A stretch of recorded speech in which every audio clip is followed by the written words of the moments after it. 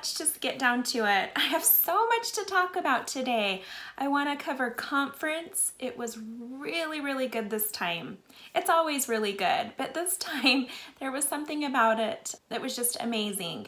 So I want to cover conference, and then I have a bunch of stories I want to share with you. Lots of things that have been happening. It's all really good. So we're just gonna dive right in. Okay, so let's talk about conference. Starting with Saturday morning, President Nelson talked about how we live in unusual times, but unusual times can bring unusual rewards. I'm gonna actually share a story about this that is a witness to what President Nelson is saying later on in this video. He said 20 new temples broke ground in 2020. So there's the number 20 3 times. 20 temples in the year 2020. And I had a thought. It was the 190th semi-annual General Conference. You guys, in 5 years, it will be the 200th semi-annual General Conference. So in 5 years, it'll be the year 2025. Just for a moment, I just went into my imagination and I imagined Jesus Christ himself speaking at that conference. And I'm feeling it. How awesome would that be? So I loved Elder Bednar's talk. He talked about how the Lord will consecrate our afflictions for our gain. And again, that brings up a story I'm going to share later on in this video about someone I know. I can't wait to share her story. You're going to love it. But how I see how the Lord has done that with her life. He has consecrated the things that she has gone through for her gain. Not only her gain, but for the benefit and blessing of those who know her and those who have yet to meet her. So Elder Bednar brought up preparation. He talked about being gathered and escaping, and how you will be able to escape what's coming if you are prepared both temporally and spiritually. I love it when he said this, and I know a lot of people were thinking, it's about time. He said, I quote, "Some church members opine that emergency plans and supplies, food storage, and 72-hour kits must not be important anymore because the brethren have not spoken recently and extensively about these and related topics in General Conference." Raise your hand if you know someone who said this before.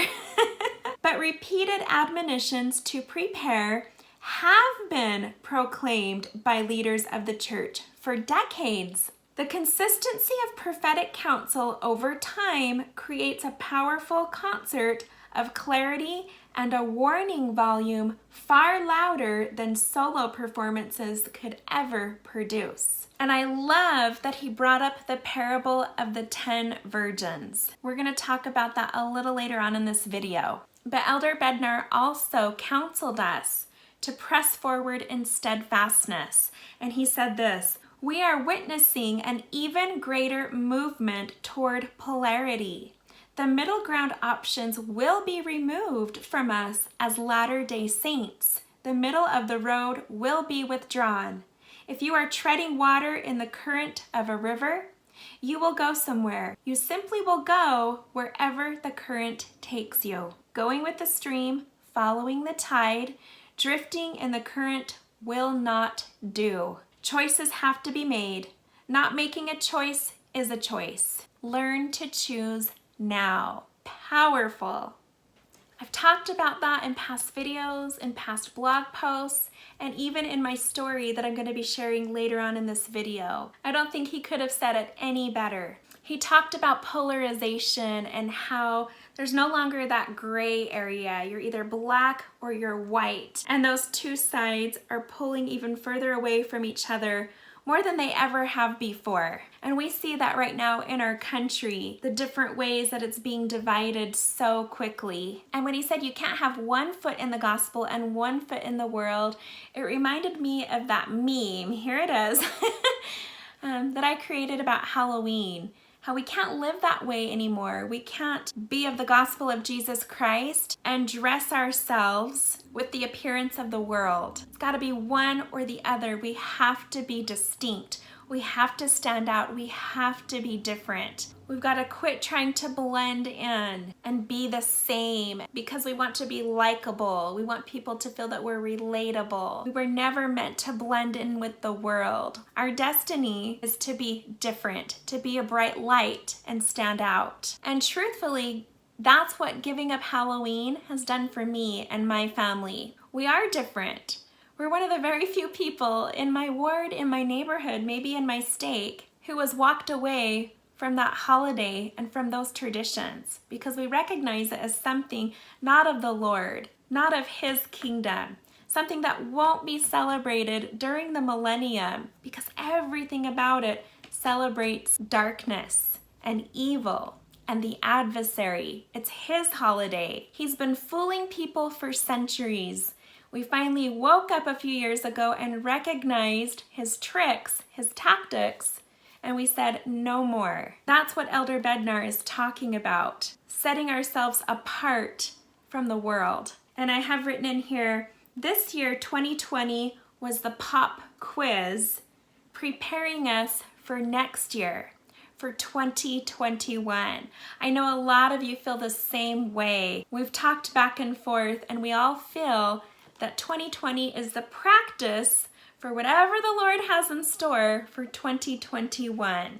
But take a look at this, guys. This just came up today as a Facebook memory from 4 years ago. Yes, I'm embarrassed to admit, this is my house. Here's what I wrote about it. This was my house 4 years ago. Yep, we worked really hard to make it look creepy and haunted.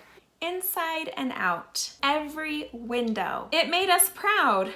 Little did we know that would be the last year. Boy, have things changed. After this past general conference, Manuel and I felt a special witness as to the importance of making our homes a fortress against evil and darkness, a sanctuary, a place of peace, and filled with the light of Christ. These last 3 years have been very different in a good way. We have felt an incredible difference in our family and such a beautiful presence of the Spirit. Wouldn't trade it for anything. And I just want to share with you that these last few weeks, I've had a lot of people reaching out to me who have been finding those memes that you've all been sharing on social media. I shared those in the last video message, and I opened up the invitation for anyone to go onto my Happy Lady Facebook page where I've been posting them and to share them. They're for everybody to use. Well, because of your efforts, there have been a lot of people who have been reaching out to me who found those memes that you've been sharing, who then found my Halloween video and said, wow, because of that meme and because of that Halloween video, I too have given up Halloween. Thank you. So I feel like everything that the leaders of the church shared at this last general conference was a huge witness to the importance of giving up this particular tradition of the world. The other day, I went to YouTube and did a search for relaxing music to play for my dog, and this was the first thing that came up. Halloween night ambience, relaxing spooky sounds. And I found that to be an oxymoron. Relaxing, spooky. How can those two words even be in the same sentence? Doesn't make any sense. But when this popped up, it was just one thing after another that day. I just kept seeing Halloween everywhere. It's just thrown in your face. It's crazy. Within seconds, this alert from Walmart popped up on my phone. There's that word again. Spooky, sweet savings. Again, two words that don't seem to belong together in the same sentence. It says Halloween is creeping closer. Stock up now and save big on all the candy you'll need for a wickedly fun fright night. Then I saw someone post and tag me on this video of an actual Christian church that has decorated itself in Halloween and even changed the church bells to sound a Halloween song. We've talked about in past videos how Halloween definitely doesn't belong in the church, but oftentimes we find it there. And then we heard so much at this general conference how we need to fill our homes with the Savior, with Christ, and anything that contradicts Him or His gospel, we have to let go of. And that we need to create places of security in our homes, of course, you would think, in our churches. It reminded me of that video a few years ago where that organist went into the tabernacle and recorded a video of him playing Toccata and Fugue in D minor by Johann Sebastian Bach. That's a song that is always associated with Halloween. It's connected to Phantom of the Opera. And even in the video, he had spooky lighting and fog. There was a fog machine. So there was fog all around him to give that creepy, spooky effect. On the very organ where the Tabernacle Choir for decades had played beautiful praise and worship music for the Lord. The Tabernacle was like a house of worship, a place where you could come, feel the Spirit of the Lord. So this was really interesting, and it was put out on October 25th by the Tabernacle Choir on their YouTube channel. And of course, this was just a few months before President Nelson became president of the church. It seems like after he became president, that's when things began to change. And we've seen a major push to prepare for the return of the Lord and to create a place of Zion. Yes, Halloween had infiltrated Temple Square. That's what this reminds me of, except for the song that these church bells are playing is a very specific song to Halloween. It's a song you'll recognize from the Disney movie, The Nightmare Before Christmas, and the song is called This Is Halloween.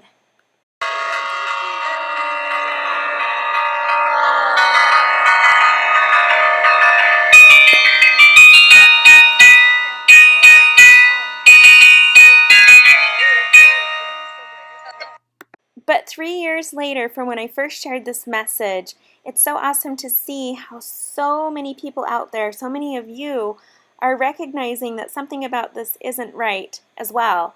And you're standing out, you're speaking up, you're sharing this, and you are making a difference. So it's amazing how simple little efforts can have such a huge impact on someone's life and in God's kingdom. So anyways, I just wanted you to know that your efforts are making a difference. I have people reaching out to me every day telling me how these things have been changing their life for the better. I've heard some incredible stories, so thank you so much for sharing them. Keep it up with being a member of the Lord's Battalion on the front lines. Whatever you're doing is making a difference and blessing the lives of so many. So in Elder Bednar's talk, he brought up the different areas that we need to be prepared in, spiritually, emotionally, physically. And when I heard physically, something resonated with me, and I realized that's the one area I'm not prepared in. Yes, I go on walks every day, and I do my best to eat healthy, but there's so much more I can do to be prepared physically. And I know, I felt it when he said this, that if you are prepared physically, you will be able to physically handle the coming tribulations in 2021 and beyond. I truly believe that COVID-19 was the pop quiz, was preparing us for something bigger, possibly something more dangerous or deadly. But if we get our bodies prepared physically and we're in good health, it's going to make all the difference enduring those coming challenges and tribulations. In fact, that was a witness to me in the last couple of weeks, as many of us have noticed COVID cases are finally affecting people that we know. I talked about all year how I kept hearing about cases being on the rise here and there, but still I didn't know one person who had it. Well, now that's changing. Ever since COVID came to the White House and the president and his staff got it, it seems like everyone's been getting it. We know people now who have been getting it. Leaders in the church have been getting it. My husband's co-workers have been getting it.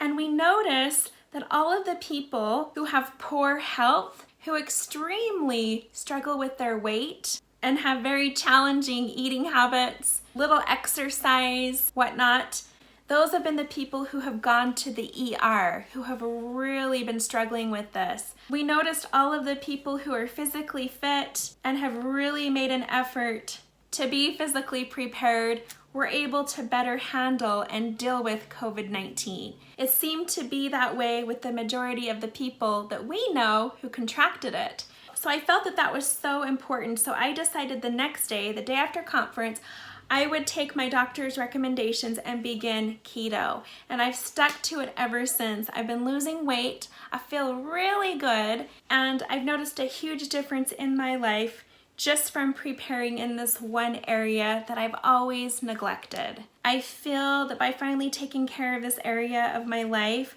I will be better prepared for what's coming. Okay, so on to Elder Scott D. Whiting. I have written in my notes how he talked about lacking in enthusiasm for Jesus Christ and his gospel.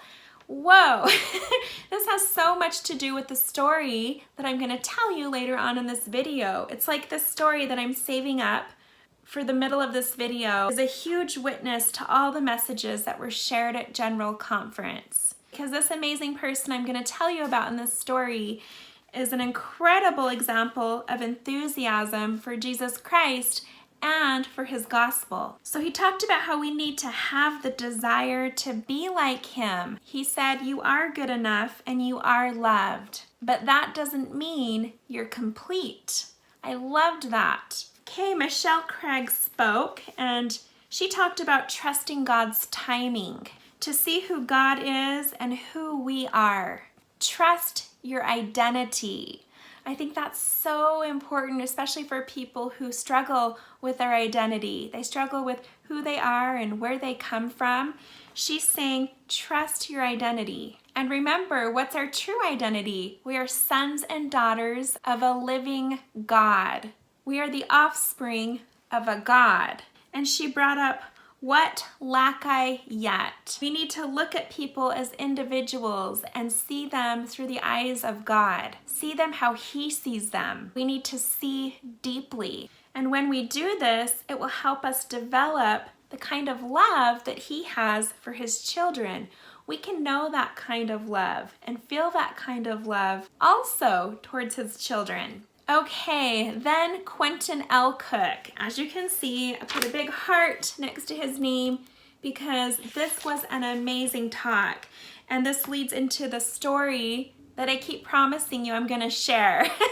Well, now I'm gonna share it. In fact, this story moved me so much that I shared it this last Sunday in our ward fast and testimony meeting. I didn't even realize it was fast and testimony meeting that day, and I did not plan on getting up and sharing a testimony. But throughout the meeting, this story came to mind and I felt like I was supposed to share it. So I did, and now I feel like I'm supposed to share it with all of you. So I got my friend's permission and she gave me the green light. So I hope I don't leave out any of the details or get any part of the story wrong. So if I do, Elizabeth, if you're watching this, let me know. Okay, so I wrote this in my journal. I'm just gonna kind of sum it up.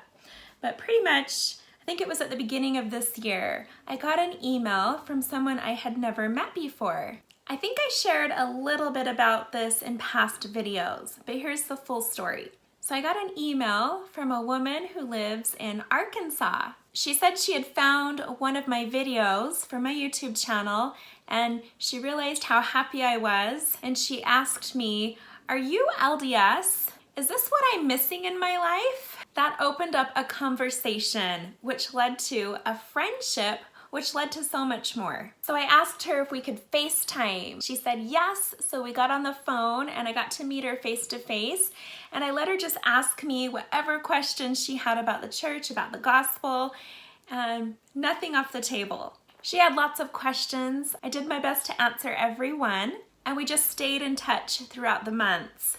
And all this time, I thought she was already meeting with the missionaries and learning, and I had no idea that no one had contacted her.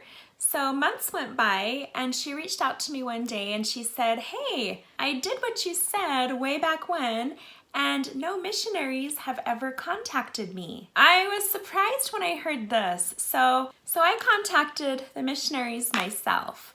I went onto Facebook. I found a Facebook page for that area where she lives. There were numerous missionary Facebook pages.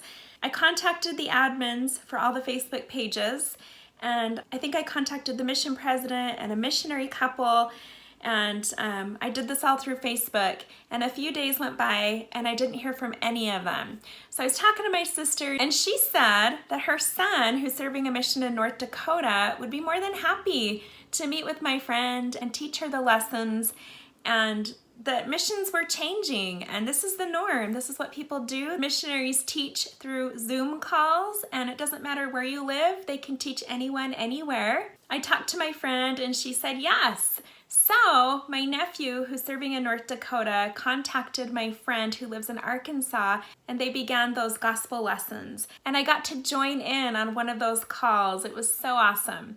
So my friend got started on this journey, which I want to add real quick. It's so amazing how missions are changing, how they're getting more creative in how they teach the gospel. And my sister had shared with me about a week before conference that they had called her son to be a hockey coach in the city. So he was serving out in the country. He was doing farm and ranch work with his companions. They were just serving on a farm every day and doing all of this farm work, hardly ever having to wear a suit and a tie, not like what typical missions used to be. You know, they're wearing overalls and cowboy boots and in the mud every day. So he and his companion got called to be hockey coaches, which is funny because both of them grew up playing hockey. In fact, my nephew is so good at hockey.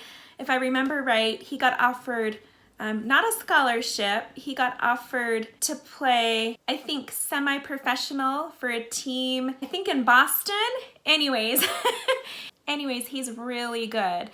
And so he and his companion both grew up playing hockey. So they were so excited. So they're coaching a group of kids, and through hockey and coaching these kids, they're going to teach the gospel. It almost sounds like a plot for a movie, right? I mean, it reminds me of one of those movies like Mighty Ducks or something like that, except for they're missionaries and they're teaching the gospel. So awesome. And I love how that was mentioned in conference. So after my friend started meeting with the missionaries, finally the missionaries in Arkansas responded to me. So I let my friend Elizabeth know, and she said, okay, how about I keep meeting with your nephew, and then we'll eventually switch over to my local missionaries. So that was the plan. So eventually she reached that point and was able to set up a baptism date with her local missionaries. And what's so awesome about this is it started out just being her. She was interested in learning more about the gospel. And then her husband kind of came along for the ride and sat in on the missionary discussions, and suddenly he became interested in the gospel. So during this process, Elizabeth and I have continued messaging back and forth. We talk just about every day. Anytime she had a question about the gospel, I was there to answer.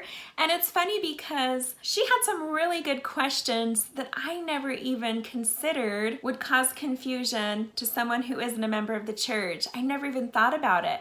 And some of those questions were just, what are garments? And I realized that's something she hasn't learned about. So I told her what they were, and I told her how it relates to what we do in the temple. And then she asked me, do I call everyone brother? If I meet someone who's a Latter-day Saint, should I call him brother or her sister? What do I do?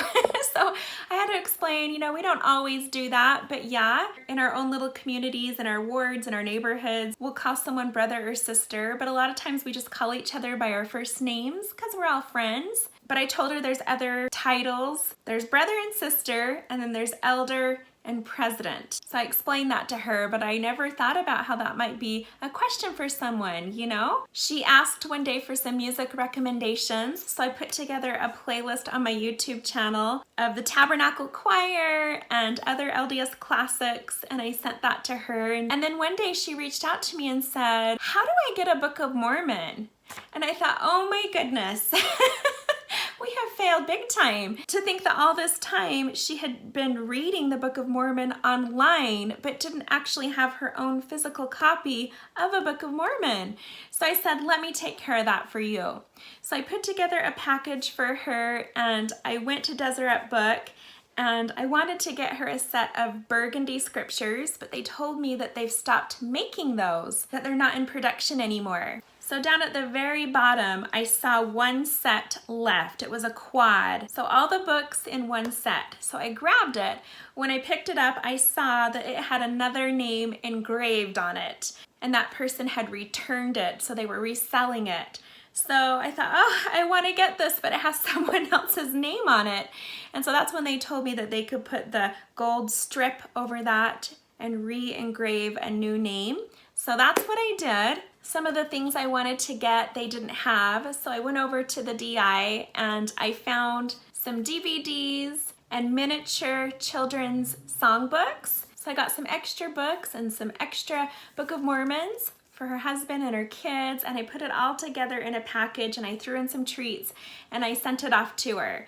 And she was so excited when she got it. And just to think how excited she was to have her own set of scriptures and to be able to hold those in her hands and read and study them, and how we take that for granted. Those of us who've been members our whole lives, we've always been surrounded by Book of Mormons. We take that for granted, and how often are we so excited to walk over and pick up our scriptures and start reading and studying them? Elizabeth taught me a lot.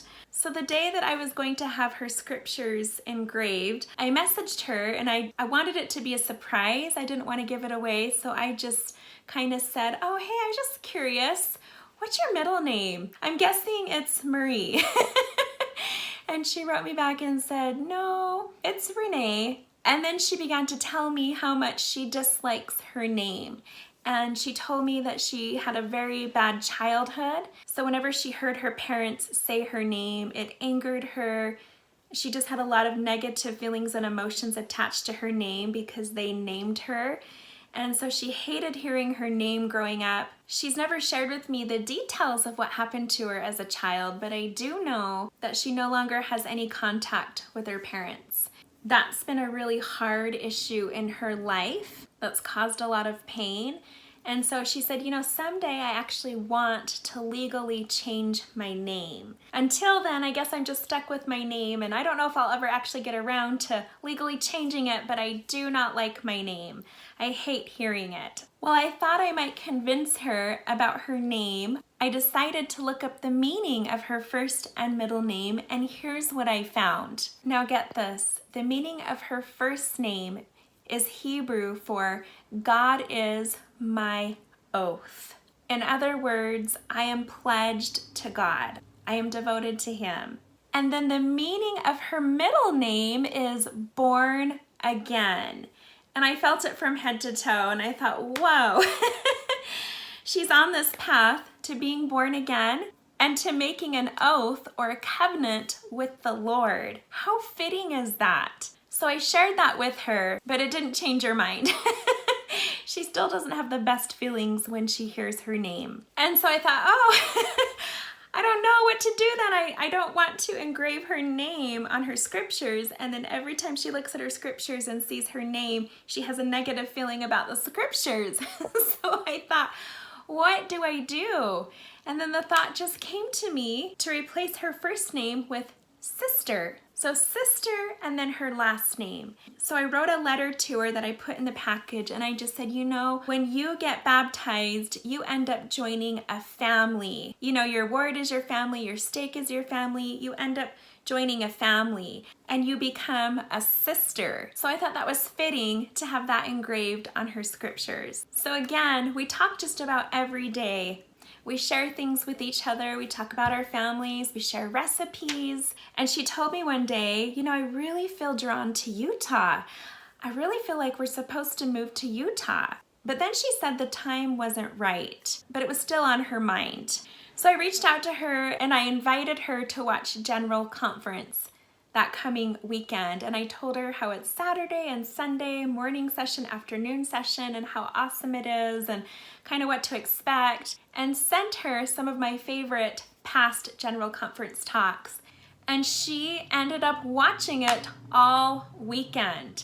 And again, I thought about those of us who have been members our whole life. How looking back, there's been times people I know, friends, family members who have been members their whole life would sometimes see General Conference as a weekend to take a break. And so they wouldn't watch it or they wouldn't listen to it. They would instead go camping or fishing or hunting, whatever it was, but that maybe they would catch the morning or just the afternoon session on Sunday, or maybe catch a few talks here and there throughout the week.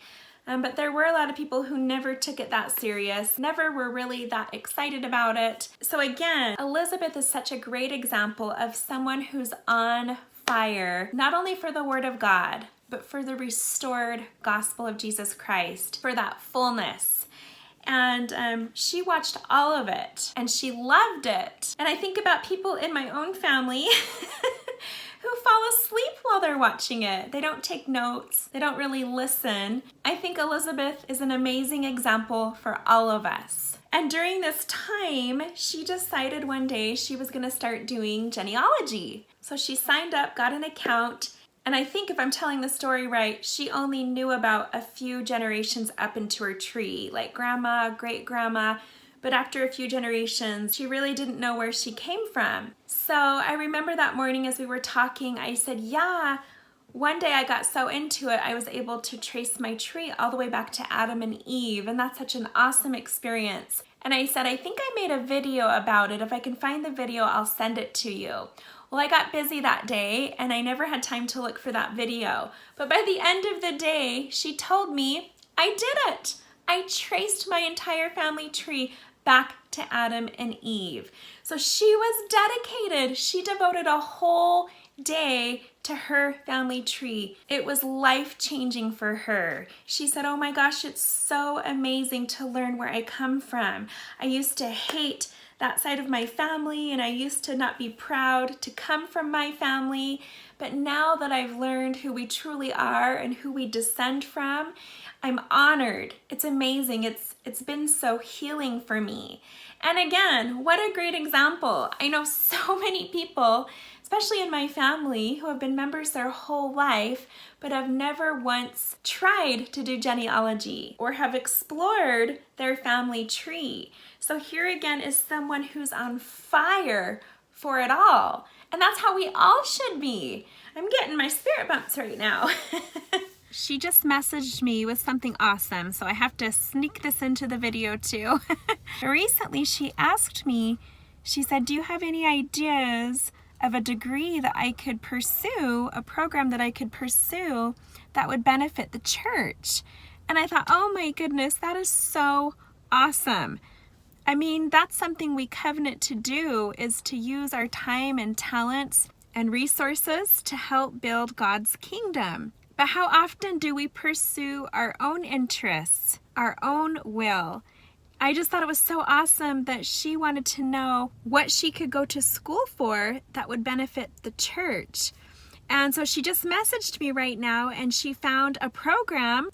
Of course, as I look up at the camera, it's 1 minute and 13 seconds into this recording.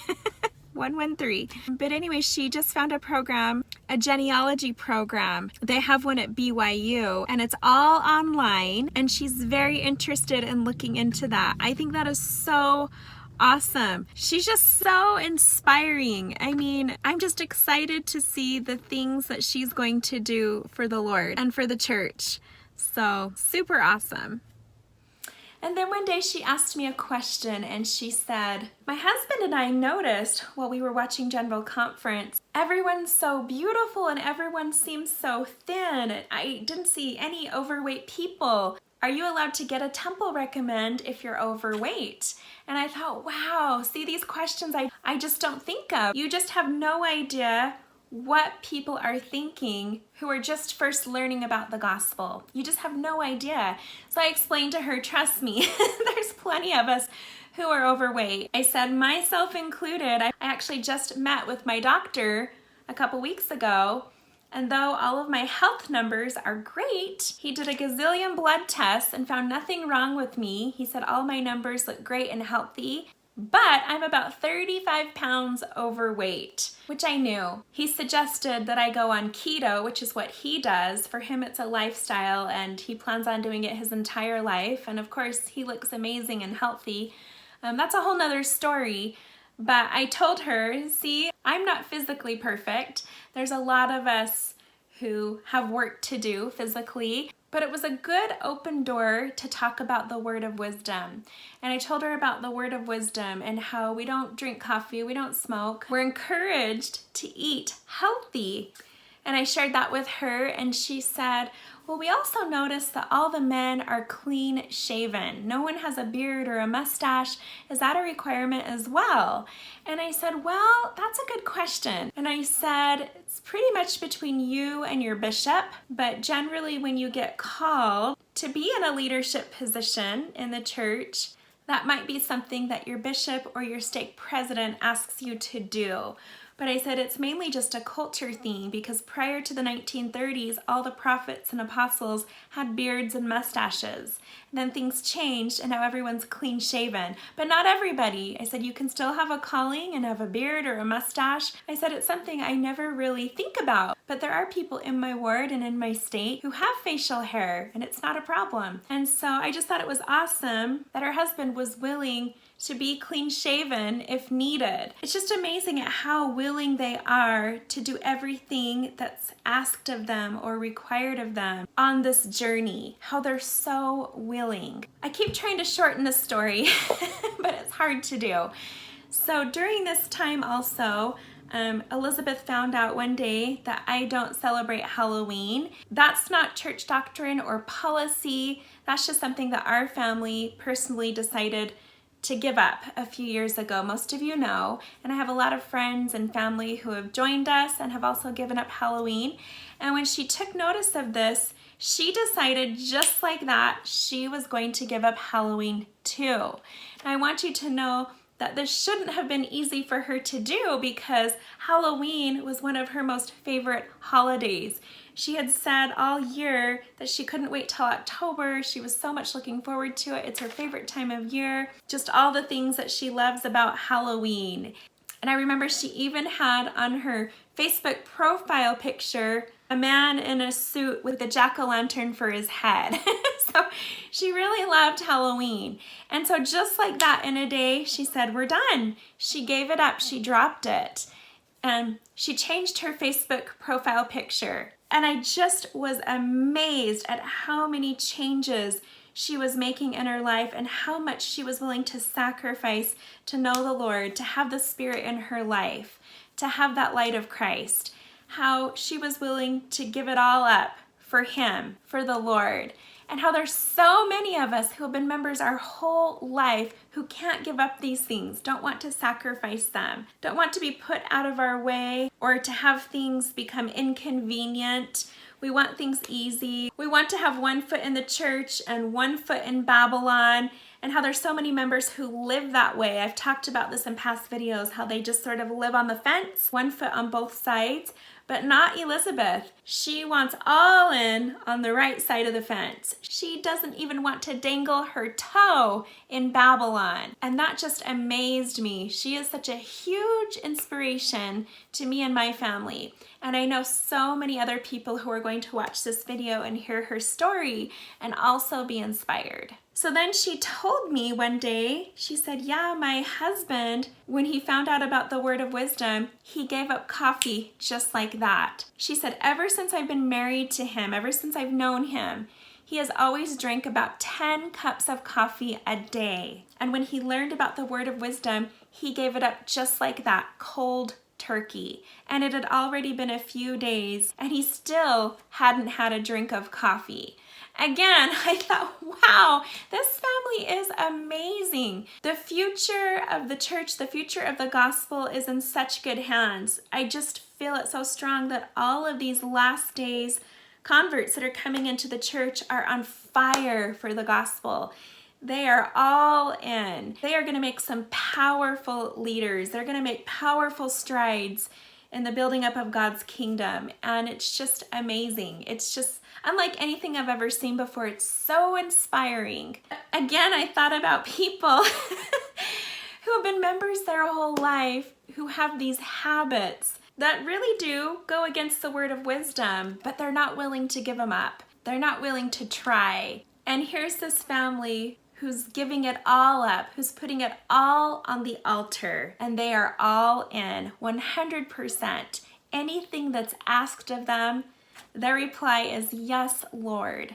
They have such a passion for the gospel that so many of us could use. So when I invited Elizabeth to watch conference, I said it's always best to go to conference with a question. So if there's something you're praying about or thinking about lately, maybe do a fast or a prayer leading up to conference so that when you're watching it, you get your answer. And she said, oh, I love that. I said, that's what we try to do as members. We try to attend conference with a question. So she said, I know what my question is. It's, should I move to Utah or not? So I reached out to her and I said, how are you liking conference so far? What did you think about Elder Cook's talk? Because I felt like he was talking to you. And she said, oh my gosh, it's so crazy. During that first session, something happened with our computer and our modem went out. My husband had to go get a new one. And by the time he came back and hooked everything up and we turned it on, and right when I turned it on, it was Elder Cook speaking, and we turned it on right as he said my name. He said, Elizabeth. And of course, he was telling a story of a pioneer named Elizabeth who had joined the church and was moving to Utah. So she said, when I heard Elder Cook say that, he was speaking to me and I got my answer. How awesome is that? She's just having all these amazing, incredible testimony building experiences, and she hasn't even been baptized yet. Again, how many of us who have been members our whole life live every day with such a passion for the gospel, with such a passion for God? Actually, I'm preaching to the choir. I know a lot of you who watch these Happy Lady videos feel the same way about the gospel. But don't you agree that there's so many members out there who don't? Who take it all for granted and don't realize what it is they have and the blessings that they could have if they had more passion for the gospel and for Jesus Christ. So I think she asked about the Facebook group that we're a part of, the 11th Hour group. And so I added her to it, and I've just loved watching how she's already been such a value to that group. The contributions that she's giving to that Facebook group have just been wonderful, and everyone's been so welcoming of her. And I remember from day one, Elizabeth always just said, you know, I'm ready to be baptized. How do I get baptized? I just want to be baptized. So for her, it feels like she just has to kind of go through all these hoops so she can finally do something she already knows with all of her heart she wants to do. It feels so right. She's so ready. So I was really surprised one day when she explained to me that she's a little bit nervous about that day because she has an autoimmune disorder and she can catch anything and everything so easily, and it can be dangerous. So she's had to quarantine herself all year and just stay at home. She really can't go anywhere. She can't really leave the house. And so she was saying, how am I going to get baptized? And so the missionaries kind of joked, well, you know, whoever's baptizing you can wear a hazmat suit, you know, so you don't have to worry about coming in contact with anyone. But one day as she was talking to me about it, I said, you know, I get the feeling as you take that leap of faith, you exercise your faith in the Lord, it will all work out. He will bless you for making that choice. So she told me that they finally planned where she's getting baptized. It's going to be in their community swimming pool. So I hope I get to participate through Zoom because I really wish I could be there. I wished that I lived a lot closer to Arkansas. So as you can see, she's an amazing daughter of God. She's an amazing person. Her family is amazing. I feel so blessed to know her. And I just have to tell you how sweet she is, because when she found out it was my birthday earlier this year, she had a package of cupcakes delivered to my door. And when she found out it was my son's birthday, she asked what his favorite kind of toys were, and she went onto Amazon and ordered him a birthday present. And so she truly is an amazing person with a heart of gold. and I really am proud to call her my friend. So the week of conference, she posted something on Facebook that really struck me to the core. It was powerful. And this is what I want to share with you. This is what I shared in my testimony last Sunday. So I'm going to read to you her post. She said, "A year ago today, I was suicidal. Today, I am planning my baptism. I am so thankful I didn't give up. I am thankful for the path that I have been put on and the people who are now in my life. If you are in that place now, just know that it does get better. There is hope. I am here for you if you want to talk." Wow, I'm feeling it right now. And to see that she is using her own life experience, her own testimony, as a means to share that light, to share that hope, to share that truth with others is so inspiring. I can already see from the people that have commented and responded to her post that they too are being inspired by her. I can just see and feel how the Lord is using her to help build his kingdom. And he's putting all these amazing warriors, these amazing sons and daughters of God on the front lines, and they are more than ready. So she first contacted me in January of this year, before 2020 got crazy. And to know that just a couple of months before that, she had planned to take her own life just blows me away. She shared with me a little bit about that day. She said that she had already planned out how she would die, that she had asked her husband to take her children somewhere, and she had planned to go jump off of a bridge while they were away. But something happened. Her plans got foiled when her husband came home early. Her plans got interrupted, and so it never happened. And I'm so glad that it never happened. I'm so glad that the Lord intervened, because clearly he had a plan for her life. We all have a plan for our life. If we want to know what that is, the Lord can guide us and direct us in a very clear way, just like he did for Elizabeth. And I'm feeling that right now. But to think she was at this point in her life where she was feeling so low, wasn't feeling any value or meaning, and then just a couple months later, she found one of my videos and it touched her in a way that she contacted me, and I found her email. Here it is. She said, "Hi, I found you on YouTube and I just absolutely adore you. You're so happy and full of light. Are you Mormon? Is this what I'm missing in my life? I'm a mom of 4 and a wife of 10 years, but I just do not feel fulfilled. Any suggestions? Thank you." To think that at the beginning of 2020, this is how she was feeling, and now almost by the end of the year, she has a whole new life ahead of her. It's just amazing. So inspiring. And I joked with her one day and I said something like, "Yeah, 2020's been crazy. What a crazy year." And she said, "Actually, it's been an amazing year for me. It's the year that I found the gospel. It's the year that my life changed for the better." So just like President Nelson said at the beginning of conference, unusual times can bring about unusual rewards. That was the case for my friend Elizabeth. 2020, this crazy year, has brought about some amazing rewards for her and her family. Right when I looked at the video as it was recording, it was 3 minutes and 11 seconds in, of course. But again, it was another testimony of how we could either let the things happening in the world, all the chaos, consume us and overwhelm us and take us into a dark place, or we can look for that light. We can cling to our Father in heaven and our Savior Jesus Christ, and they can help us keep our head above that darkness, above that chaos, to see the bigger picture. They can give us that hope and that peace. And if you truly believe that, you should be excited about whatever the Lord has in store for 2021, because we know that whatever happens, if we choose to go through it with faith instead of fear, it will be for our good, for our benefit, for our blessing. So that knowledge should help us look forward to the future and not be afraid of it. So after he shared this story of Elizabeth of this pioneer, he talked about unity.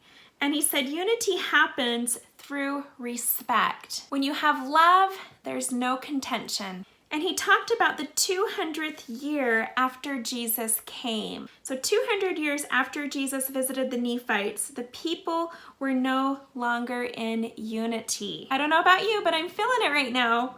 He said the judgments of God came. Okay, guys, what is this year? It's the 200th year since our Father in heaven and his Son Jesus Christ appeared to Joseph Smith and gave him that truth. So 200 years after Jesus Christ appeared to the people here in America, they became divided, and then the judgments of God came upon them. It is now, this year in 2020, the 200th year since Jesus Christ appeared a second time to the earth here in America. It's 200 years later, and what are we experiencing right now? Division among the people, which we know history repeats itself. This leads to the judgments of God, and I'm feeling it. Whoa, I don't know if you can see that. In other words, this year we've been very divided, which is leading us into the year 2021, which I believe is the year that the judgments of God are going to pour out upon this land and upon the people. History repeats itself. As I've talked about, we always can see the parallels to what we're studying in Come Follow Me throughout this whole year, every week, every lesson. Every chapter that we read in the Book of Mormon, we can see is playing out again right now, perfectly paralleling in our day what we're reading in the scriptures that happened way back then on this same continent here in America. And so every week throughout this year, as we've studied Come Follow Me, it's really been a wake-up call to help us see what's going on, to help us see that back then, when this happened to the Nephites and the Lamanites, then X, Y, and Z followed. And we can compare that to today and say we see these same things playing out, so we know that we can expect X, Y, and Z to follow, just like it did back then. It's amazing how the Lord works. It's amazing the timing of this Come Follow Me manual that we've been studying this year in the Book of Mormon, and how it perfectly parallels what we're experiencing right now in these latter days, in the year 2020. Now, he referred to this as a 200-year hinge point. There's that word again. The definition of a hinge point is a turning point, where things take a turn. 2020 clearly has been a year where things have taken a turn. He encouraged us to be united as we've never been before, and to be a Zion people. So here's where we start hearing this theme of being a Zion people, and what that really means and why it's important. I put stars next to all of this, but he said race is not identified on church records. I've never thought of that before, but think about it. Everywhere else in the world, when you apply for a job, when you fill out paperwork, whether it's medical records or applying at a university, they always ask you about your race. That's important.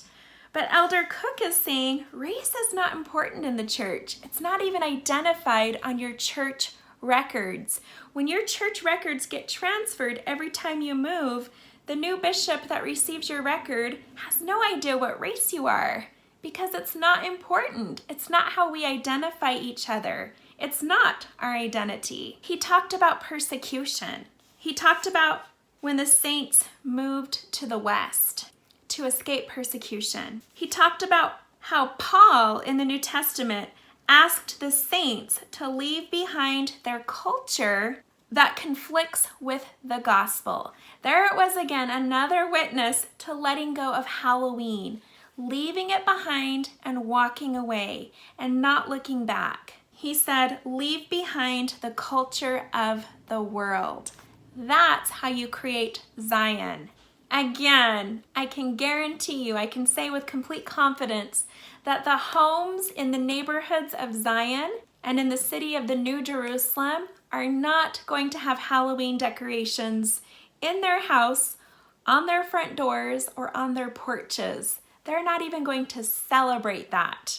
So if we're trying to create that right now, and our leaders are asking us and telling us to be a Zion people and create Zion so that the Lord can return, in essence, that's exactly what they're telling us. They are telling us to let go of Halloween and walk away from it. I had a very angry person respond to one of those memes. And it's funny because I get way more positive responses and positive messages and comments coming in about the memes and the videos than I do anything negative. Once in a great while, a negative comment will slip in from someone who's never seen my channel before, doesn't know what my videos are about. But there were two ladies who reached out to me and said that they were so upset with my meme, this meme right here. And they said, she's taking the words of the church leaders out of context. She's using their words for her own agenda, and they never agreed to this. And so we should report her to the church. So they agreed that they were going to report me to the authorities of the church because I was using their words to share this message. And as she said it, I was making people feel guilty by sharing this. And she said, the prophet and the apostles have never come out and said that the saints should not celebrate Halloween. So you have no right to be sharing this message. And I thought that was interesting because just like here in Elder Cook's message, they actually are telling us that. If we have eyes to see and ears to hear, we're seeing and we're hearing that that's exactly what they're telling us. And the prophet Joseph Smith put it this way years ago when he said something like this. He said, "We teach the members of the church, the saints, correct principles, and then we allow them to govern themselves, to govern their own lives based on those correct principles that we teach them." It's the same concept here. The leaders of the church give us these principles. They couldn't make it any easier for us. They make it very clear. And then we're expected to be guided by the Spirit in how to apply those principles into our life. But isn't it true that so many people want to hear it very directly from the mouth of the prophet or the apostles rather than be guided by the Spirit, rather than to take something and pray about it and fast about it and find out for themselves if it's something they should take out of their lives, that's not doing them any good, that's not bringing light into their lives. Instead of praying about that and being guided by the Spirit, they refuse to even inquire of the Lord unless they hear it first from the mouth of the prophet or his apostles. But that's not how the leaders of our church work. They teach us the principles and expect us to live daily by the Spirit and be guided as to how to make these decisions for our own families and our own lives. And they encourage us to share our testimonies, to share our experiences and our stories with others, which is exactly what I've been doing. So Elder Rasband spoke and he talked about temples and holiness to the Lord. He talked about how we can be recommended to the Lord.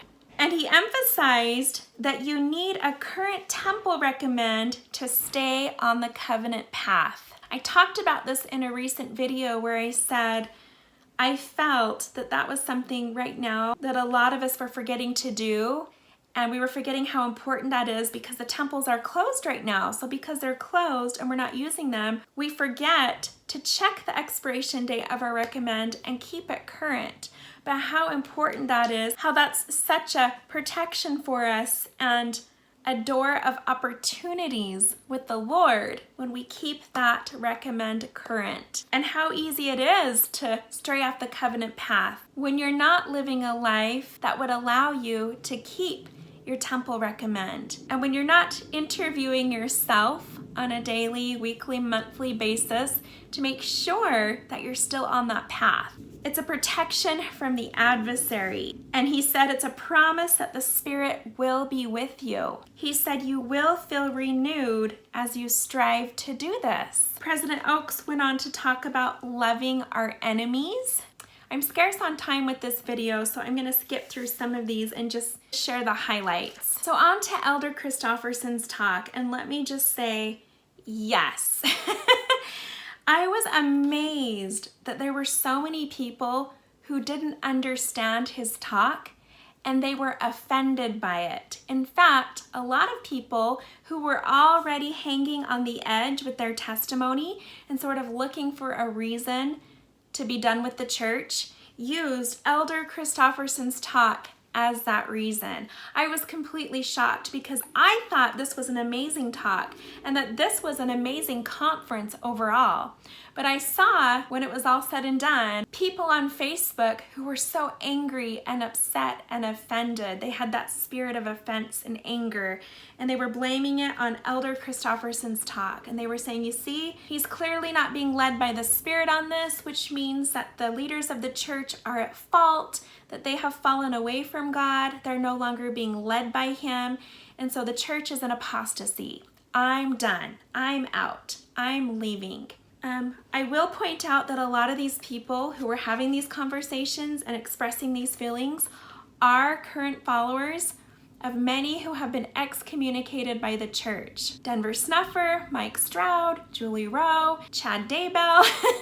They're all a part of these camps. They still participate in those Facebook groups, read those books, and support those teachings that, as I shared in my 3-part video series last October, was guaranteed to lead you off of the covenant path. So that was a witness to me that these people who I know that are still following these groups are now officially exiting the covenant path.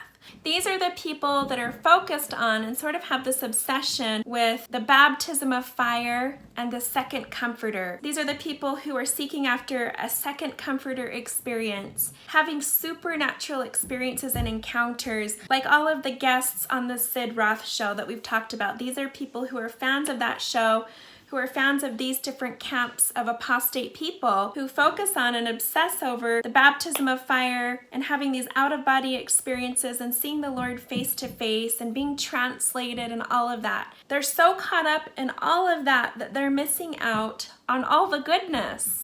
And I believe they already have lost their testimony. So they're looking for reasons. They're looking for justification for leaving the church. I've been seeing these posts pop up quite a bit lately on Facebook, and these ones particularly from someone I'm friends with but I've never met before. So I think I probably met this person in a past group I used to be a part of, and he friend requested me. Anyways, I've never met this person, but because I kept seeing this continuous pattern of these negative posts about the leaders of the church, I felt like I had to say something. So here's the post that I read that made me want to say something. He wrote, "Do we choose to follow the Lord or idolize the prophet?" Clever choice of words there, right? Very cunning. This is not an absurd, contradictory, or apostate question. Yes, it is. We are being sifted now, folks. If you could only choose one of these options to put your life in their hands and obey their admonishing, which would you choose? I choose the Lord. So he's asking people to make a choice between the prophet, President Nelson, and Jesus Christ, which is absolutely ridiculous. So as you can see, there's my pay attention numbers screaming loud at me, 144 and 44. Now what I love is when I went down and read through the comments, I could see that just about all of the comments were telling him, hey, wake up, pay attention to what you're saying. You know, have you realized that you sound as though you've lost your testimony and you're walking a dangerous line right now? Is this what you really want? So there were a lot of people who cared about him, but they were still sort of walking on eggshells around the issue. They weren't flat out being bold and telling him what was really going on here. They were just sort of saying, you know, we love you, and maybe this isn't such a good idea. Maybe you should go back and pray about this. That was about it. Now, 144 represents the gathering of Israel. And as we've learned from conference, that it's very much a part of the gathering of Israel. We are gathering when we help people stay on the covenant path, especially people who are heavily considering leaving. This person in particular, whose example I've shared, he's constantly posting things on his Facebook page where he's exposing the brethren. He's bringing to light, so he says, things that should be very concerning to the members of the church. And he's wondering why people aren't reacting the way that he wants them to. He's wondering why people are overlooking it and still staying strong in the gospel. And my answer to that is because we have a testimony. When you have a testimony and you have an unshakable foundation built on Jesus Christ, then these things don't matter. They don't shake our testimonies. We don't see them as important, and so we pay them no attention. But when you don't have a testimony and your foundation is not built on Jesus Christ, it's built on a counterfeit Jesus Christ, then your testimony is weak or non-existent. So when you come across things like this, when people share with you stories or quotes that are intended to shock you or create concern, it does shake your testimony. It does have you questioning your beliefs and putting that doubt in your mind and in your heart. And those are the seeds of darkness, seeds of doubt, that you allow to be planted in your heart that fester and grow into the loss of your testimony. But when you have your testimony rooted in Jesus Christ, in the true Jesus Christ, you're planting seeds every day of faith and hope. Those seeds take root and they grow into something big and strong. And you become unshakable, immovable of your testimony. So here's how I responded. The prophet will never ask anyone to choose between him and the Lord. He has a very important role in this dispensation to get things ready for the Lord. I'm grateful he takes it seriously.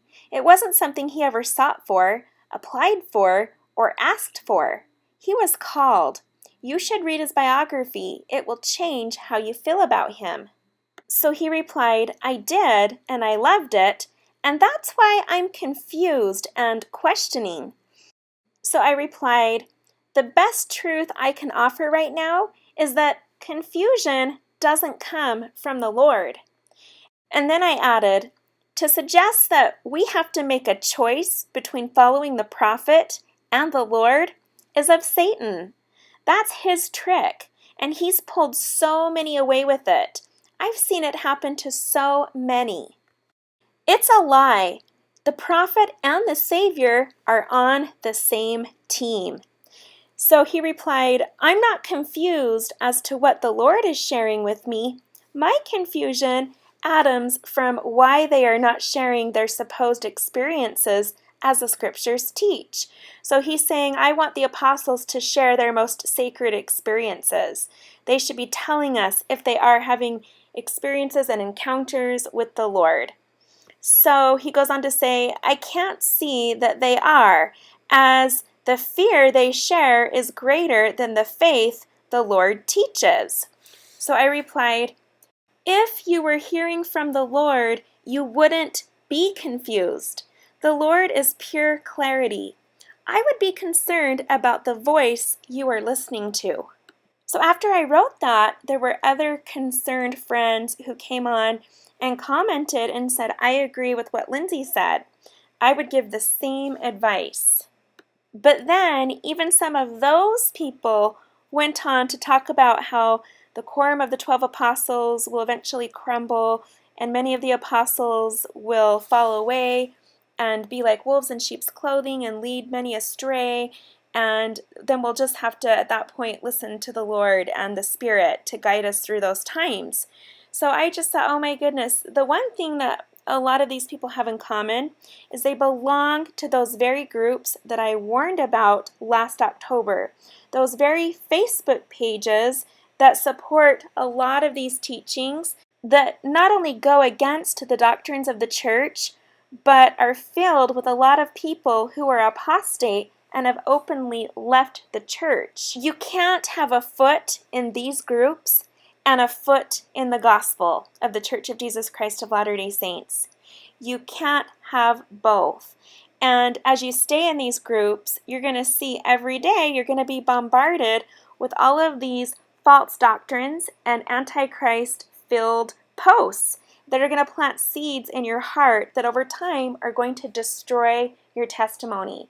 If you're in one of these groups, you need to run. I will tell you that he eventually commented and thanked me for this counsel and said that he respected it and that I was a very kind-hearted sister. Then that same day when another post of his popped up in my feed, this time it was bashing Elder Bednar, I again couldn't hold back and I had to say something. So here's what I wrote, and I was the only person who had commented. I said, I felt impressed to share the most important red flag and takeaway from all of this. You might hate hearing this, and if it rubs you the wrong way, take that as a sign of who you're listening to. If you made covenants in the temple, and I'm assuming you did, you covenanted to never speak evil, in other words, criticize, of the Lord's anointed. Take up your confusion and concerns in private with the Lord, not all over Facebook. Criticizing the Lord's anointed servants, who he has called, is a sin and a sure covenant breaker, which leaves you vulnerable to the power of the destroyer. I pray you'll change your stance and turn back to your covenants. As members of the Lord's battalion, we could sure use you working with us on the front lines and not against us.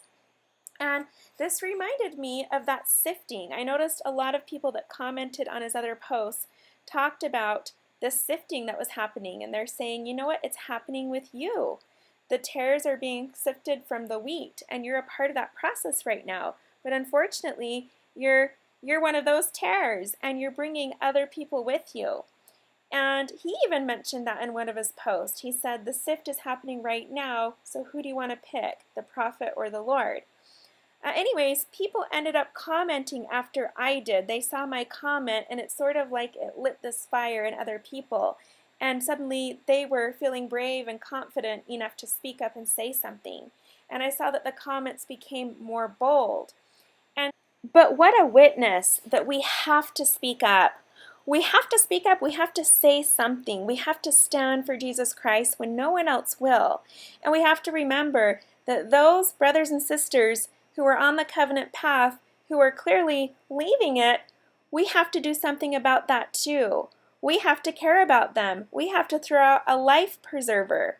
We have to say something. We have to let them know that they matter and that we care about them and we want them back into the fold. We have to do all that we can to gather in everyone and then let the Lord do the rest. But this was just a sure witness of everything that we heard about in General Conference. Here it is happening right now. And many people went on and commented later who were on his side that I felt like probably were a part of pulling him away. They probably played some role in breaking his testimony. They sort of, congratulated him and said, yes, we support you. I agree. Amen. I'm here for you. You're right. This is terrible. And so I could see that he has a support group on the wrong side. They're helping pull him off of the covenant path. And so eventually one of his friends commented on one of my comments and basically tried to put me in my place and said a bunch of things that were absolutely not true and very cunning, very deceiving, so much like the words of a Korahor or a Nehor.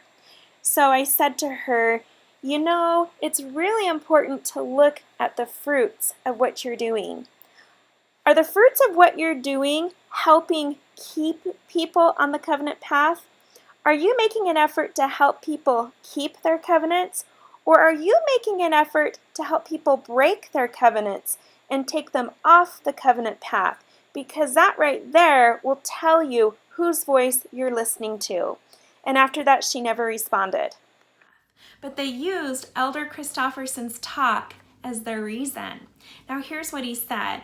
He talked about the United Nations. He said in 2015, the United Nations adopted what was called the 2030 Agenda for Sustainable Development. Now we all know what that is, and especially if you watch Glenn Beck, you know a lot about Agenda 2030. He said it was described as a shared blueprint for peace and prosperity for people and the planet now and into the future. So right at this point, I'm already getting where he's going with this. I can feel it through the Spirit that he's about to make a sharp contrast, a sharp comparison to what the world is trying to do to create peace and what God is trying to do to create peace. He's comparing Satan's counterfeit of Zion with God's plan for Zion. I thought he did an amazing job, but clearly right when he said the words sustainable development and Agenda 2030, people's ears lit up and suddenly they were offended and they were upset and they probably tuned out everything else that he said in this talk. Isn't it funny though that these are the very people who are supposedly big proponents of eyes to see and ears to hear, yet it's as though they were blind and deaf while watching this conference. So he talked about the goals. He broke it down and said the goals with this is no poverty, no hunger, equal education, gender equality, clean water and sanitation, and decent work. He said, what are the fundamentals that sustain a flourishing society? One that promotes happiness, progress, peace, and well-being among its members. And that's where he brought up God's plan for peace and unity and happiness. He said, we have scriptural record of at least 2 such thriving societies. What can we learn from them? And he went on to talk about the prophet Enoch and then the Nephites and the Lamanites. He talked about how Enoch preached righteousness and built a city that was called the city of holiness, even Zion. The people were of one heart and one mind and dwelt in righteousness, and there was no poor among them. Then he quoted from the Book of Mormon in regards to the Nephites and the Lamanites. He said, and there were no envyings, nor strifes, nor tumults, nor whoredoms, nor lyings, nor murders, nor any manner of lasciviousness. And surely there could not be a happier people among all the people who had been created by the hand of God. So when you read that scripture, it's saying there was never anyone in the history of the world, anyone created by God, who was ever happier than these Nephites and Lamanites, which would lead me to believe they were even more happier than the people of the city of Enoch. Now, did you know that we are the only church, the Church of Jesus Christ of Latter-day Saints is the only church that teaches this knowledge of the city of Enoch, that this city was a righteous city that was lifted up into heaven, and that we know about its prophesied return. Yes, it's coming back to the earth to claim its rightful place, and we will join with those people in creating Zion here on the earth. A friend sent me this screenshot, and it says, meteorite lights up sky above Mexico as Hurricane Delta hits and earthquakes strike country. And I thought, wow, if that doesn't say pay attention, I don't know what does. So something's trying to get our attention to pay attention to Mexico. This meteorite lights up the sky above Mexico. At the same time, there's a hurricane headed that way, and an earthquake strikes the country. Now, the definition of delta is simply the 4th letter of the Greek alphabet. I haven't taken any time to ponder that, so if you have any thoughts, I'd love to hear it. But I'll tell you what this made me think of. This is a quote from Wilford Woodruff's diary. He said, again, President Young said, Joseph the prophet told me that the Garden of Eden was in Jackson County, Missouri. And when Adam was driven out of the Garden of Eden, he went about 40 miles to the place which we named Adam-on-Diamond. And there he built an altar of stone and offered sacrifice. That altar remains to this day. I saw it as Adam left it, as did many others. And through all the revolutions of the world, that altar had not been disturbed. Joseph also said that when the city of Enoch fled and was translated, it was where the Gulf of Mexico now is. It left that gulf a body of water. So here I have a screenshot of a map of the United States and Mexico. And you can see that that's a pretty big space right there. It definitely looks like it's missing a pretty good sized chunk of land. So to imagine that this giant piece of land is again going to return one day is just incredible. I mean, that was the theme of conference, was building Zion and being like the people of the city of Enoch and how that city is returning. So when I saw the screenshot that was totally focusing on Mexico, it had me thinking, things are pointing to this area right now. Things are happening. And so we need to pay attention. And when you think about that, it really sounds like the concept of a sci-fi movie. When you imagine this giant piece of land descending down upon the earth with an entire city and people on it, right? It just sounds like something that's science fiction, but that's actually going to be our reality. And to think about that this was mentioned several times throughout General Conference tells us something. And he brings up sustainability is not guaranteed. So he's pointing out the flaws in Agenda 2030. He's saying, yes, it's great that people are wanting this, that people truly are wanting to have unity and peace. That's always a good thing, but it's not guaranteed.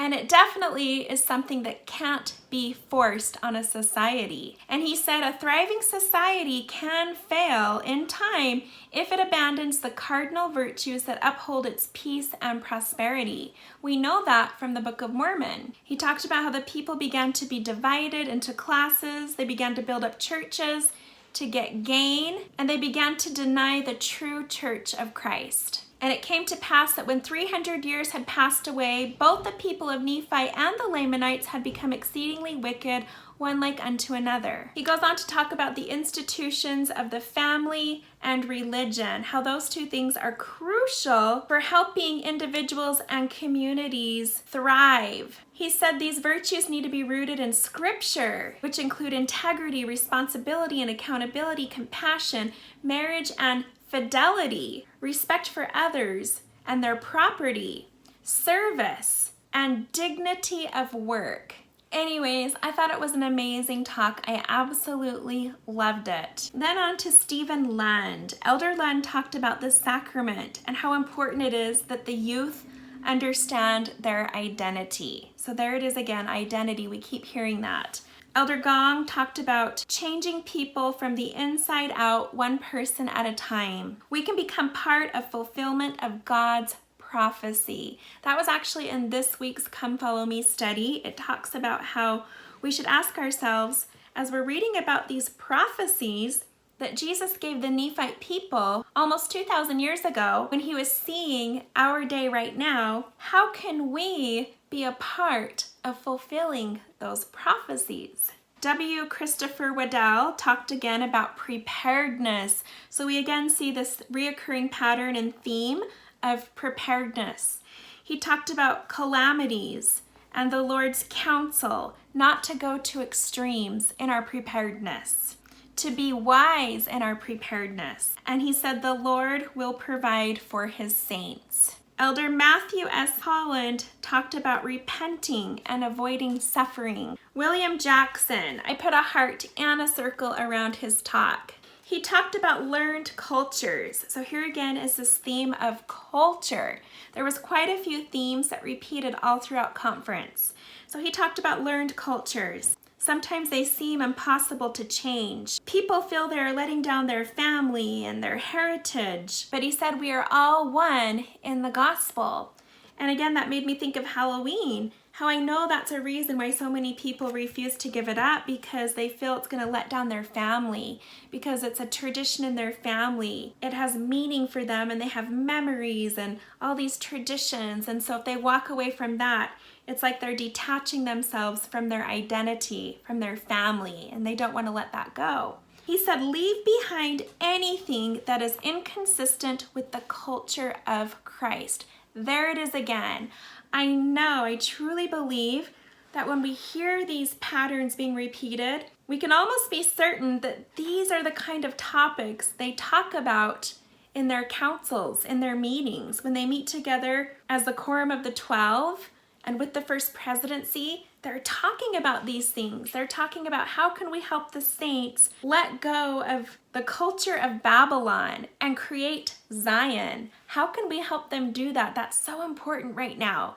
I just can feel that this is something the brethren are talking about in their councils, in their meetings, and that's why so many of them have felt inspired to share these messages in their talks.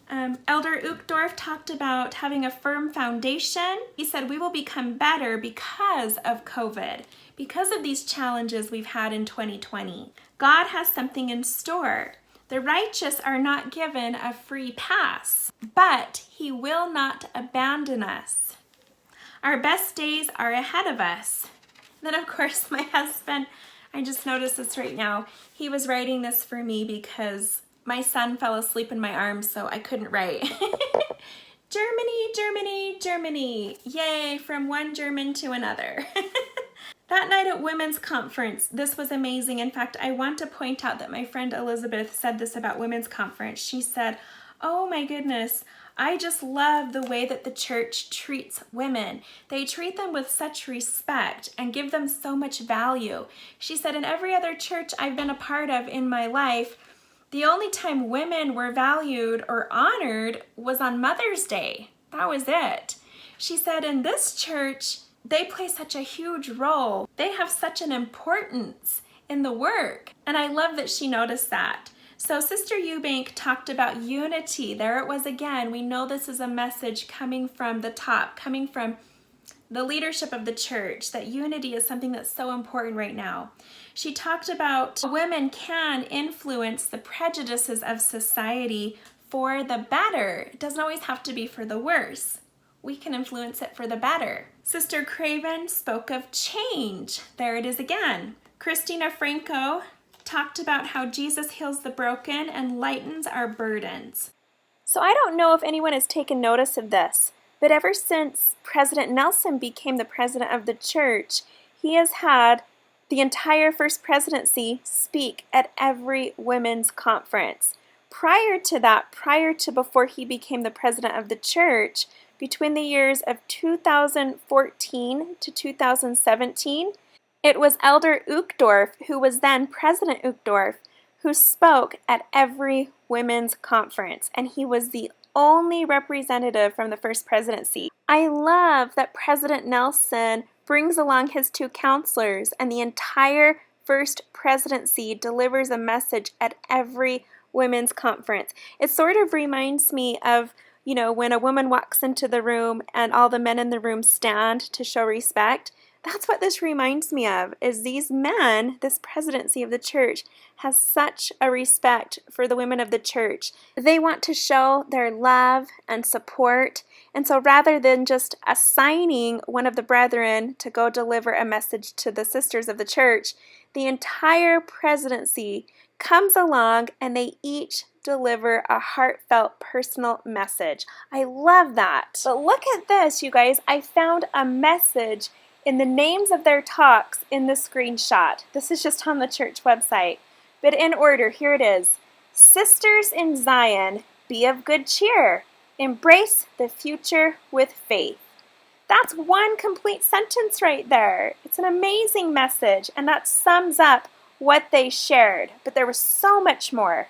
President Eyring, who gave an amazing talk, spoke again of the city of Enoch. He said that the sisters will help build Zion. That was powerful. He was speaking directly to the sisters in the room, and he said, your daughters and your granddaughters are going to be a part of building Zion. He said, we are being prepared. He said, we will be like the city of Enoch, creating unity. He said, Heavenly Father's daughters have a gift to bring unity and to soften hearts. I love this. In fact, I loved his talk so much, I listened to it 3 more times already. So if you've missed this talk or you didn't pay much attention to it, I highly encourage you to go to Women's Conference and listen to President Eyring's talk. It is so powerful. Then President Oak spoke. He talked about being of good cheer.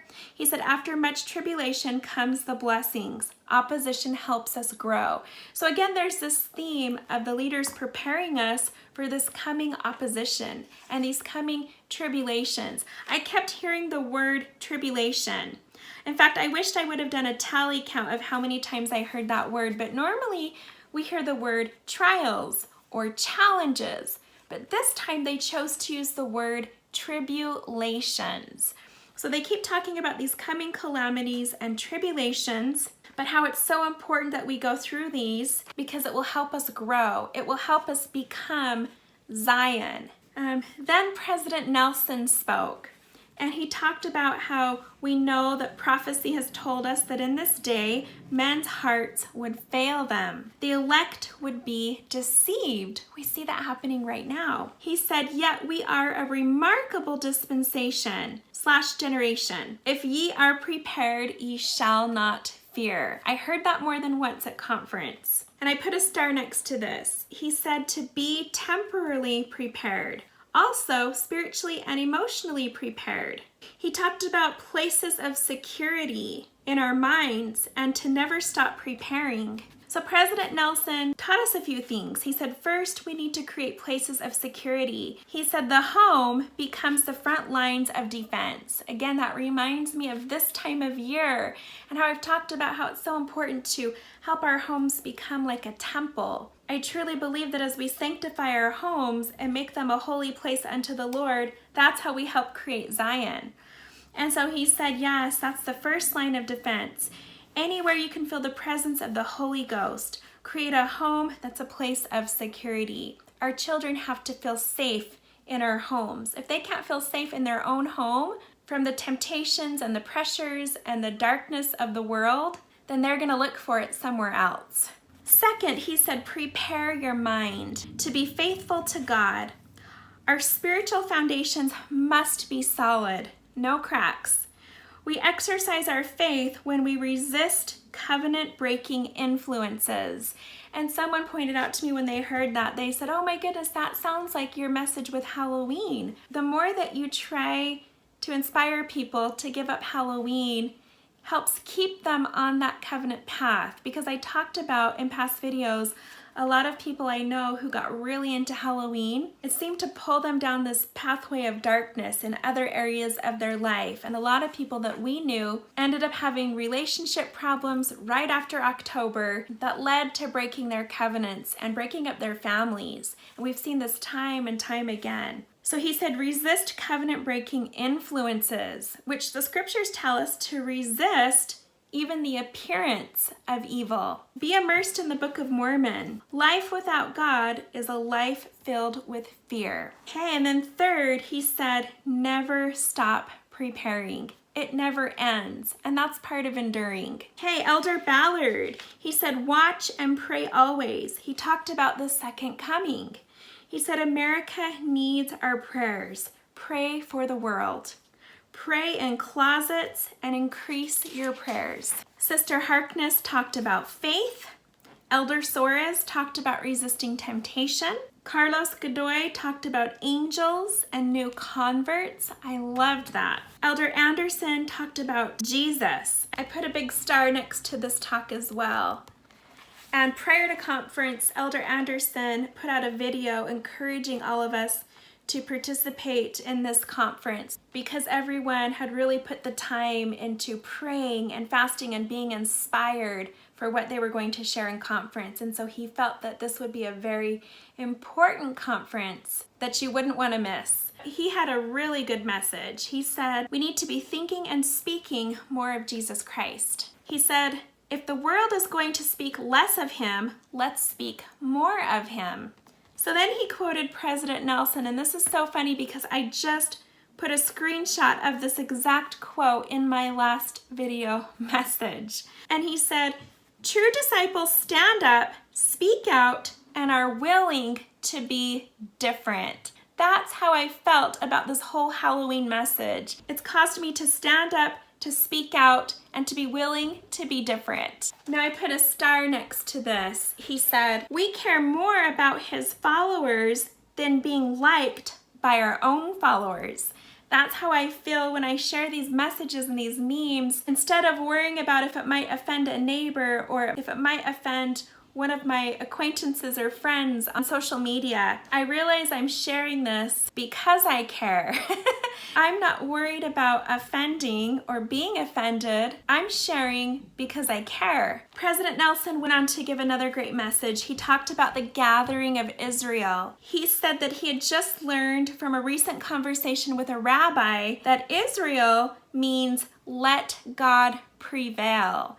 And that was huge for him. I got excited about this because I got thinking, if President Nelson was recently talking to a Jewish rabbi, could that be a sign that those talks are already in works for growing the church in Israel? I don't know, but it got me excited. Then he referred to the church as the Church of Jesus Christ of Latter-day Israel. That was powerful, and I felt that from head to toe. Especially in this week's Come Follow Me lesson, it's all about teaching our children that we are Israel. Every time we hear about Israel in the scriptures and prophecy, it's referring to us. We are modern day Israel. And he said, the Lord will fight Israel's battles. Then President Eyring spoke about encouragement. He said to notice the tribulations of others, there's that word again, and to try to help. Now, I don't know if I'm pronouncing his name correct. Jeremy Jaggi, he spoke about death and patience. And it almost felt like, if we really are heading into these major tribulations and calamities, then with that could come a lot of death. That would be really difficult for the saints to bear, to lose loved ones. And so I thought it was interesting that along with this theme of the second coming of the Lord and preparing Zion, letting go of Babylon, the coming tribulations, he spoke about death. And I thought I heard it said at conference. You know how sometimes you're listening to a talk and you hear something, you write it down, but then you go back and you can't find it and no one else ever heard it said. It's sort of like it was just meant for you to hear. Well, that's kind of what happened. I thought I heard someone say in a talk at conference that when our loved ones pass away, we need to remember that it will be a short departure from them and we'll have a soon reunion because the return of the Lord is so soon that we'll see our loved ones very soon. So that can give us hope during that time that we're apart from them. And whether or not that was actually said, that's what I heard. I had that written down in my notes. I just can't connect it to a talk. But it's something that I had been thinking about over this last month. I kept thinking, if something happens in the near future and I lose a loved one, I'm going to tell myself that this is sort of just like a break. I'm going to look at it as like a mini vacation, a mini break while we're apart, and know that I will see them very, very soon because the Lord is coming very, very soon. I truly believe that. Then Gary E. Stevenson spoke. He talked about disappointments and sorrows. So there it is again. Right after this talk about death, we hear about coming disappointments and sorrows. How it's important to heal and move forward, to go on to the victory. He said, afflictions are our gain. There it is again. So we keep hearing these patterns, which tells me again, these are the messages that our leaders are talking about and discussing in their councils and in their meetings. And that this is something that's so important right now for the members. Milton DeRoca Camargo spoke about personal revelation. Del G. Renlund spoke about salvation, redemption, mercy, compassion, and being just. I kept hearing the word collective and collectively. I heard that several times throughout General Conference. And so that word really stood out to me. Kelly R. Johnson talked about the power of God. And then Elder Holland ended it with a bang. He talked about how one's life can't be faith-filled and stress-free.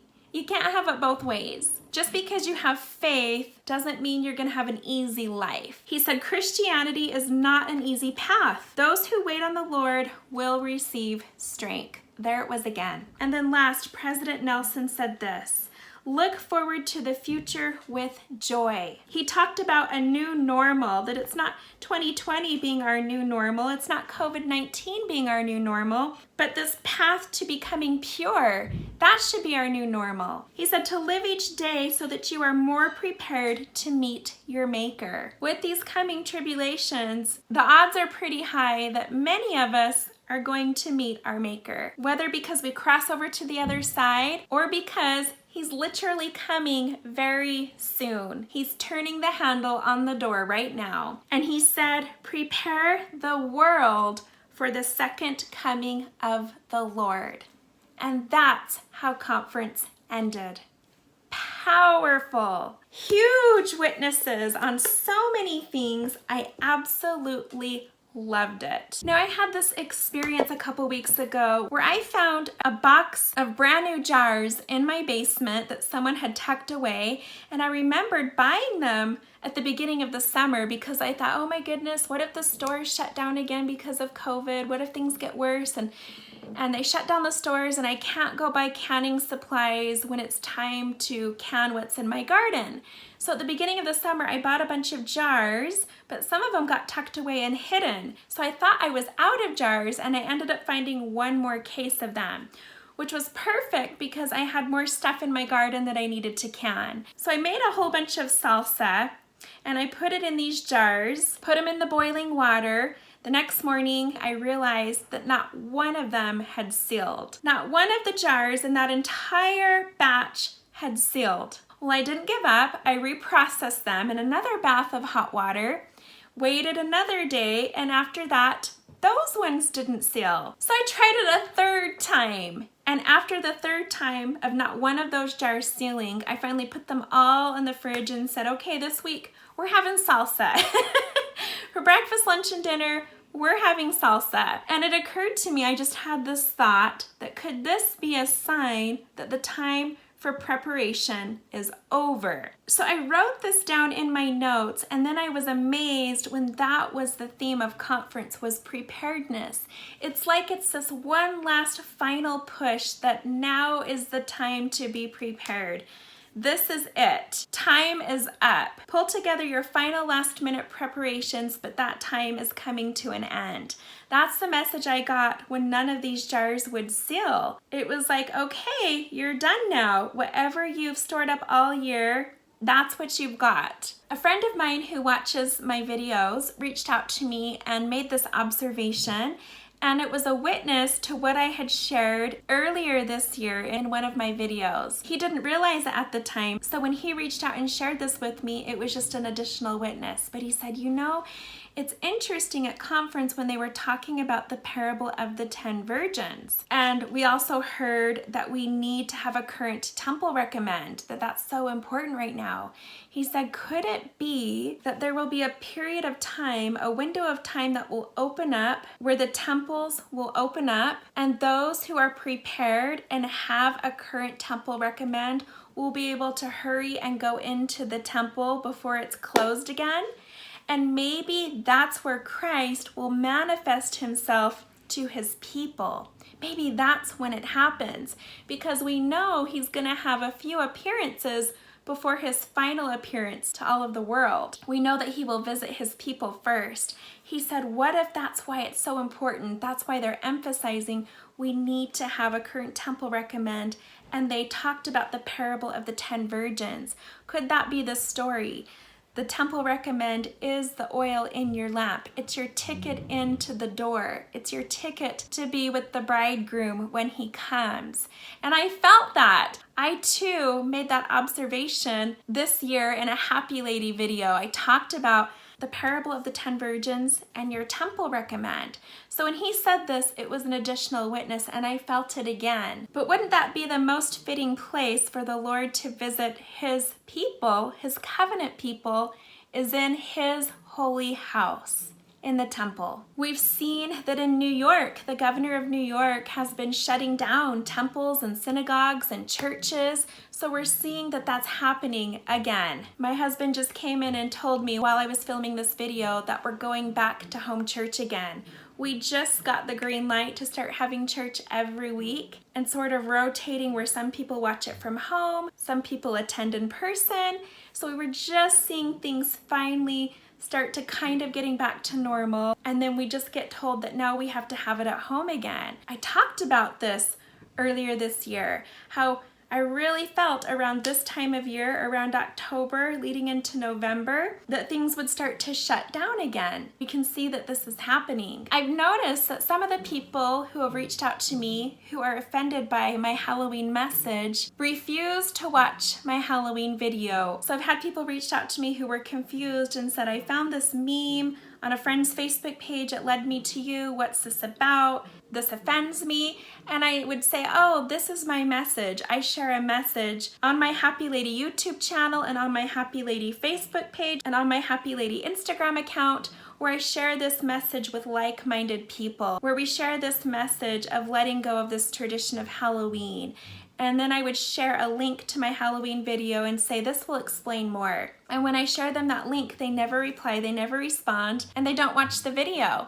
I did have one person who actually watched the video and replied back to me and said, oh, that makes sense now.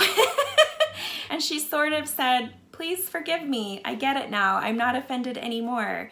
So I just thought that was interesting. Sorry, my younger son is playing his new drum set right now, right below me, so you probably can hear that in the video.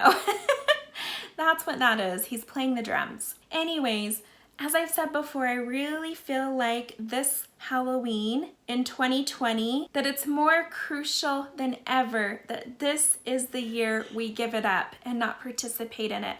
I truly believe that all of those who participate in darkness, in witchcraft, in sorcery, these very real groups and organizations that are partnering with a lot of groups on the left. This is no secret. It's not anything they hide. They're very open about it, very vocal about it. But we know from what they've shared before that on nights of a full moon, that's when they cast their spells and utilize that witchcraft and sorcery to work against President Trump and to attack his administration. They've done it many times over these last 4 years. Now on that night especially, there will be a full moon, and I know they're going to be hard at work casting spells, engaging in that witchcraft and sorcery on behalf of President Trump and his administration. And I truly believe that they're going to be conjuring up all kinds of darkness and wickedness on that night to help them with their cause. That's a night that you don't want to be participating in darkness, in these traditions that celebrate the adversary. That's why I keep feeling it so strong this year, more than I've ever felt before. That of all the years of considering letting this tradition go, this would be the most important year to do that. Again, as I've said before, it just reminds me of the Passover, and I feel like if you forsake that holiday, you get all of that darkness out of your home, all of those symbols out of your life, and you fill your home with the presence of the Lord, with His Spirit, with His light. Your home, your family will be protected. And if you participate in this darkness and you put those symbols on your home, it's like an invitation to the enemy to come into your home and attack your family. And I really feel like something's a-brewing, something's in the works. They're cooking up something, partnering with the adversary, with the dark side, to work against the churches, Christians, Trump supporters, and those who want unity in this country. I feel that right after Halloween, we're going to see a spike in all things negative, and we'll see a manifestation of that. We're going to see a spike in crime, marital problems, separation, divorce, depression, sickness, all kinds of afflictions, natural disasters, and civil unrest. Protect your homes now. I keep feeling stronger than ever every single day. Protect your homes now. And I really felt that this General Conference would be the time when we would hear this addressed. And we did. Those with eyes to see and ears to hear heard it. I know this because you all reached out to me and you said, did you hear it too? They totally talked about Halloween. It was all throughout conference, not just once, but several times. I felt that this would be the conference where we would hear it. In fact, I made a meme with all of these quotes from conference. You knew I would do this, right? Here we go. The first one says, while we rejoice in distinctive cultures, we should leave behind aspects of those cultures that conflict with the gospel of Jesus Christ. Elder Quentin L. Cook. Then Elder William K. Jackson said, The prophets have taught that it is necessary to leave behind anything in our old cultures that is inconsistent with the culture of Christ. Couldn't be any more clear than that right there with both of those quotes. But there's more. This is from our prophet himself, President Russell M. Nelson. True disciples of Jesus Christ are willing to stand out, speak up, and be different from the people of the world. Now, he'd said that before conference, but it was quoted again in conference, and I also quoted that in my last video message. Then Elder Neil L. Anderson said this: "We care more about being his followers than being liked by our own followers." There it was again, just that little nudge to be brave and take a stand against darkness. Let people know that you're taking a stand and why you're doing it. And then last, again from President Russell M. Nelson, he said, "Similarly, as turmoil rages around us, we need to create places where we are safe, both physically and spiritually. When your home becomes a personal sanctuary of faith where the Spirit resides, your home becomes the first line of defense." So there it is again, all of these clear messages that we need to fill our home with light and protection so that it can be a place of safety, so that it can be like the temple. And we can't do that when we're bringing in our old culture from the world and all of its darkness into our home. So as I said before, the prophet Joseph Smith said, "We teach the people correct principles and then they govern themselves." So let's talk about this for a minute. What's the principle that we heard? We heard more than once to let go of cultural traditions that don't support the gospel of Jesus Christ. And what's the blessing for following this principle? According to Elder Cook, he talks about unity. He says, how can we expect that God will stay his hand in judgment against us? So in other words, how can we avoid the judgments of God? And he goes on to talk about unity. So a blessing, a result from following this principle is unity. We become more united. He said unity is also a broad, comprehensive term, but most certainly exemplifies the first and second great commandments to love God and love our fellow men. It denotes a Zion people whose hearts and minds are knit together in unity. That was a common theme throughout conference. So a blessing of this principle is we will have unity. And when you have unity, Elder Cook quoted, "There was no contention in the land because of the love of God which did dwell in the hearts of the people." So he quoted from the Book of Mormon. He talked about the result, the blessing of what happens when we apply this principle. We have unity, which therefore leads to no contention. It leads to peace. And then he finally says, when we have all of this, we can be a force to lift and bless society as a whole.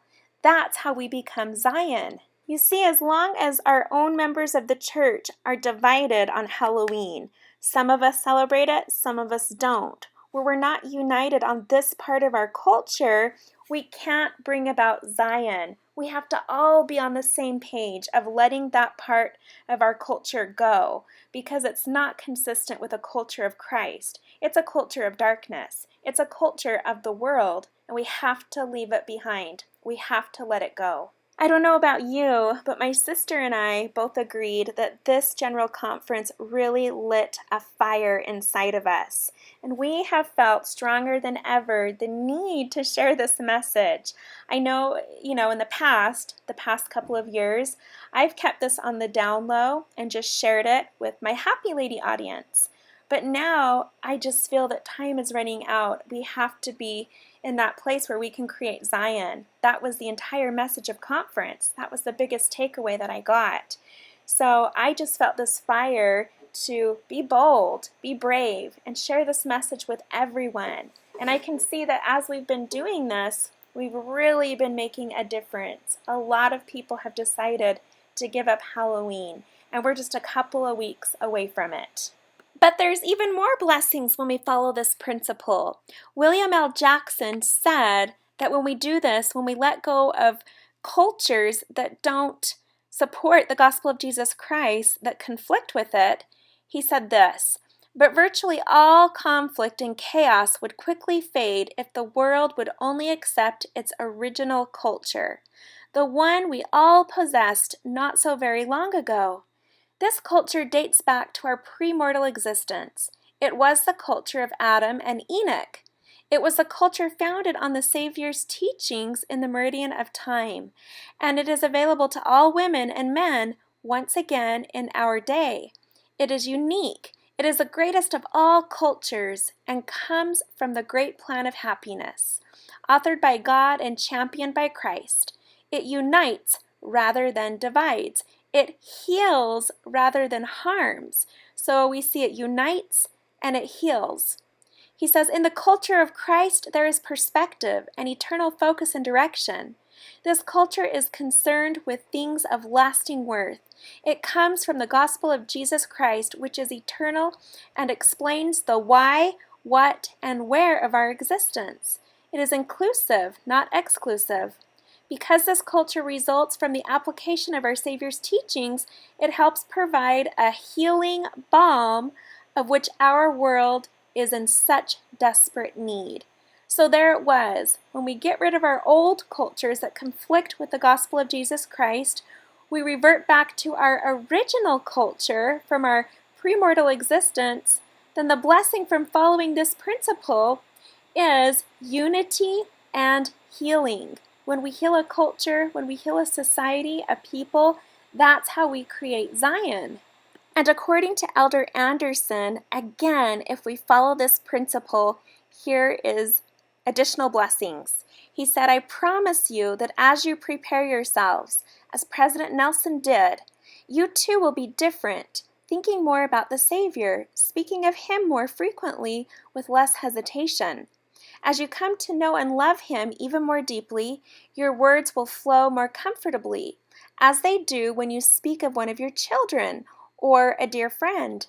Those listening to you will feel less like debating or dismissing you and more like learning from you." I want to pause right there. It reminds me of when we share this message of giving up Halloween.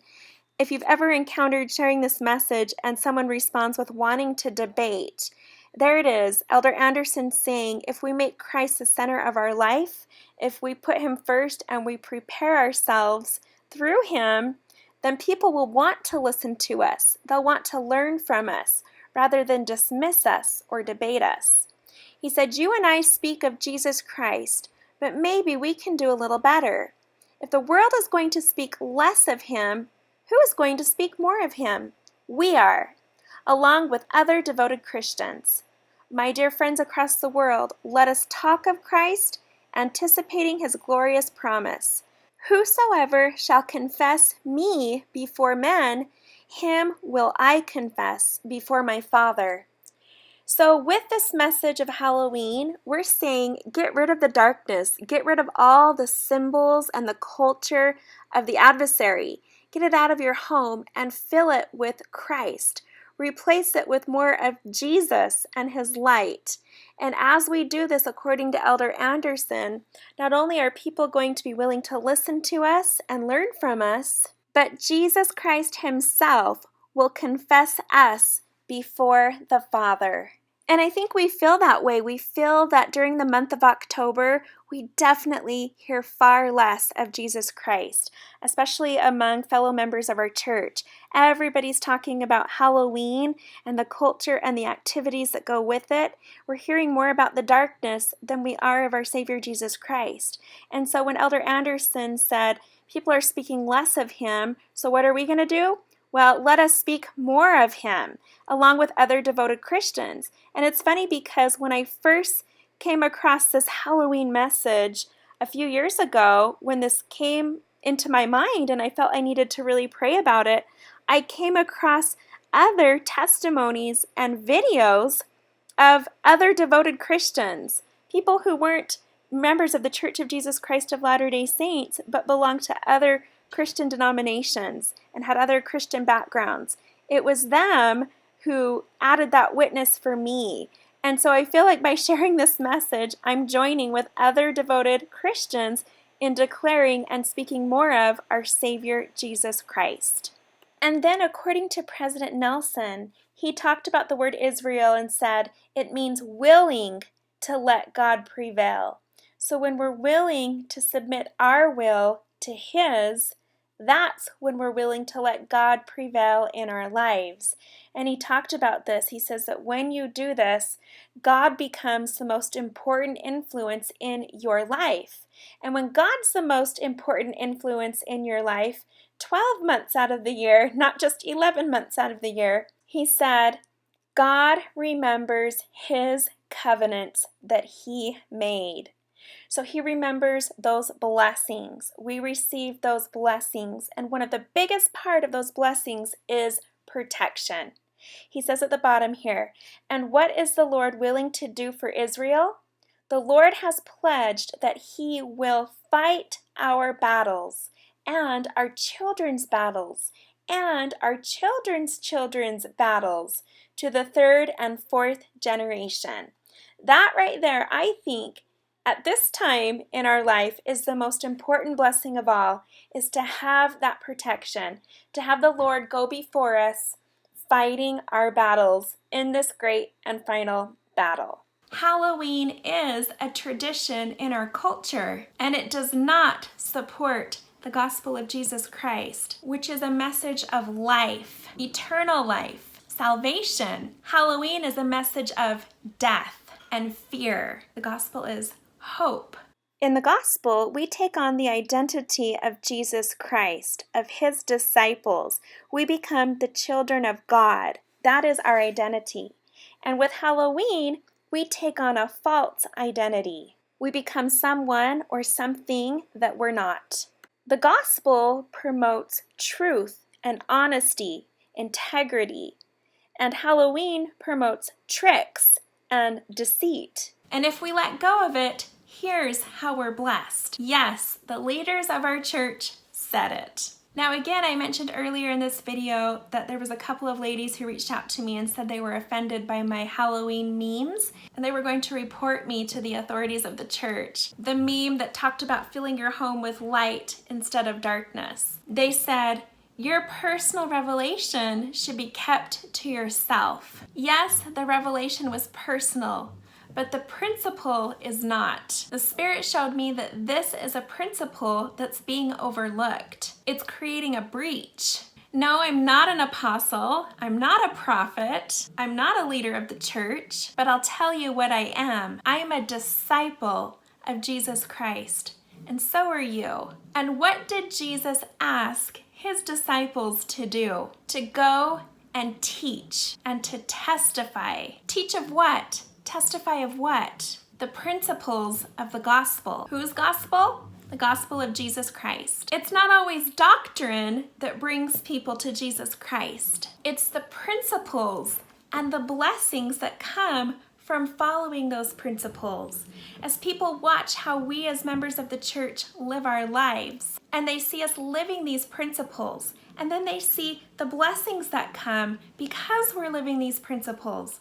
That's what draws people to the gospel. As we're going about our daily lives, we're not watching people read or preach doctrine and saying, yes, I want some of that. We're watching people live these principles, and we're seeing those blessings, and we're saying, yes, I want some of that. Then we become interested in the doctrine. Jesus taught by principles. The rabbis and the Pharisees taught by doctrine. Look at the difference. When you have the Spirit, your eyes and your ears are opened. And when you don't, you're left with another spirit that causes you to be angry and offended. If you walked away from that conference angry and offended, you didn't have the Spirit with you. You already had doubt and resentment in your heart, and you were just looking for justification. You came to conference with conditions. You put conditions on the Spirit, and it doesn't work that way. This is one of the best conferences I've ever watched before, and there weren't even any changes mentioned. No giant announcements, no big changes, but my favorite conference hands down. So back to the story of the ladies who were offended by this meme. So as these ladies were saying this in the comments of this meme, someone responded, and here's what she said. What I have learned from personal revelation over the last several years, ever since President Nelson gave his talk on making the Sabbath a delight, is that what matters are the signs we are sending by what we do. What signs do I send to my Savior and Heavenly Father, not only by how I observe the Sabbath, but by how I decorate my home, no matter which holiday? If the signs I send can be discerned by them, does it reason that the signs I send can also be discerned by the adversary and his minions? Since President Nelson gave that talk, I think about what sign I am sending in all aspects of my life. The music I listen to, the podcasts, the movies, the TV programming, the decor in my home, the time I spend on various things. It has been a huge wake-up call to me.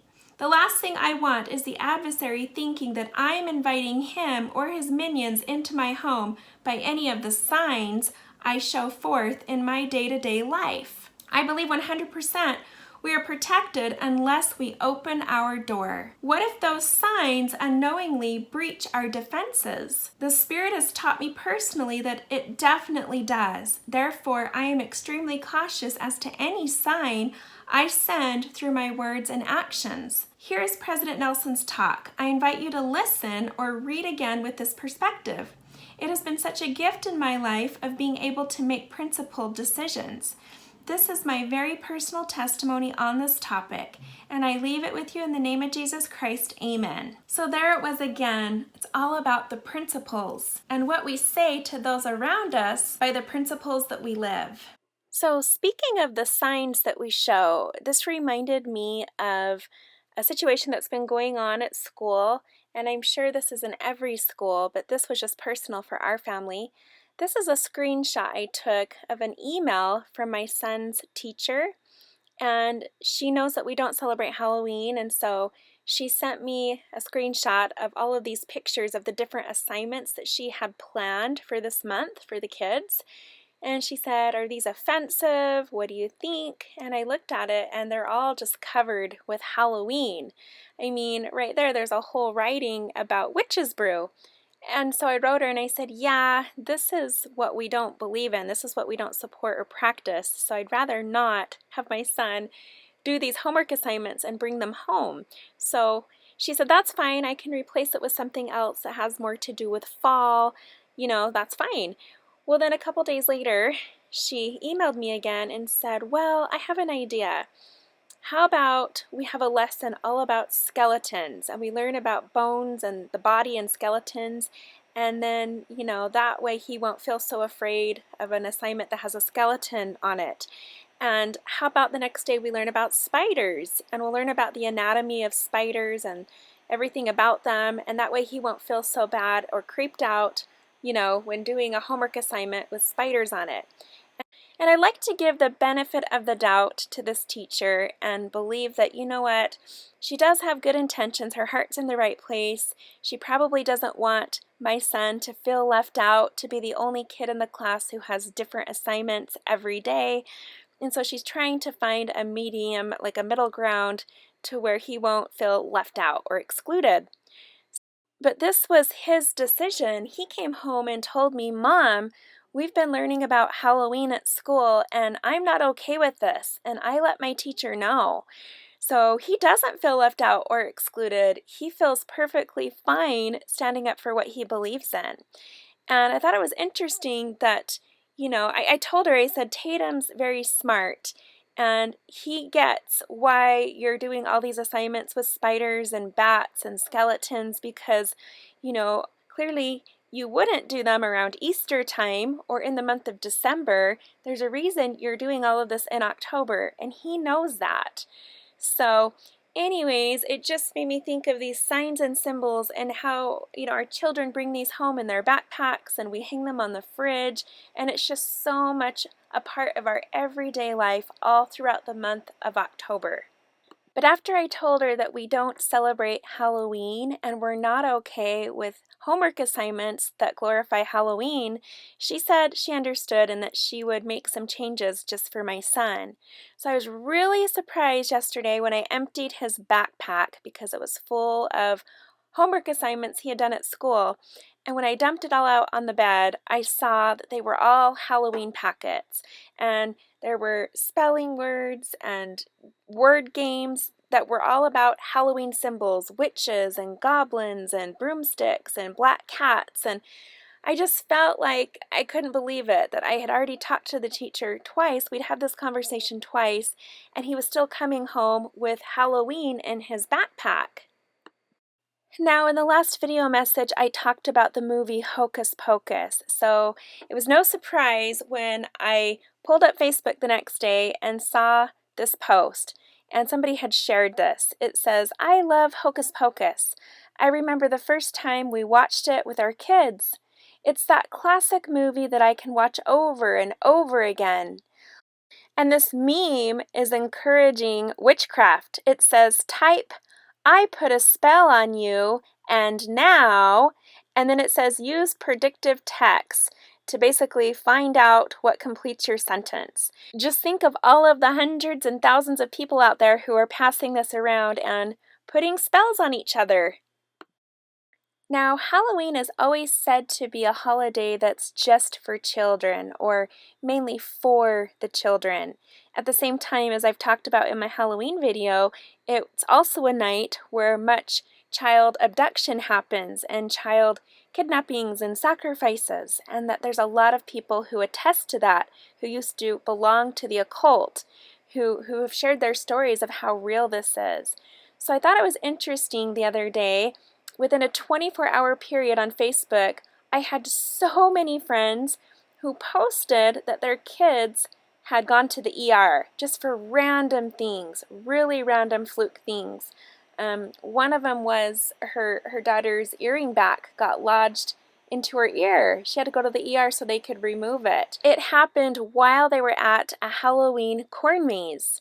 But I have so many other friends whose children were also in the ER that night or the following morning, and some of them don't participate in Halloween. So I just thought that was really interesting how lately I'd been pondering about how this holiday is geared towards children and why the focus on children, and how crazy it was that so many children were ending up in the emergency room within this 24-hour period.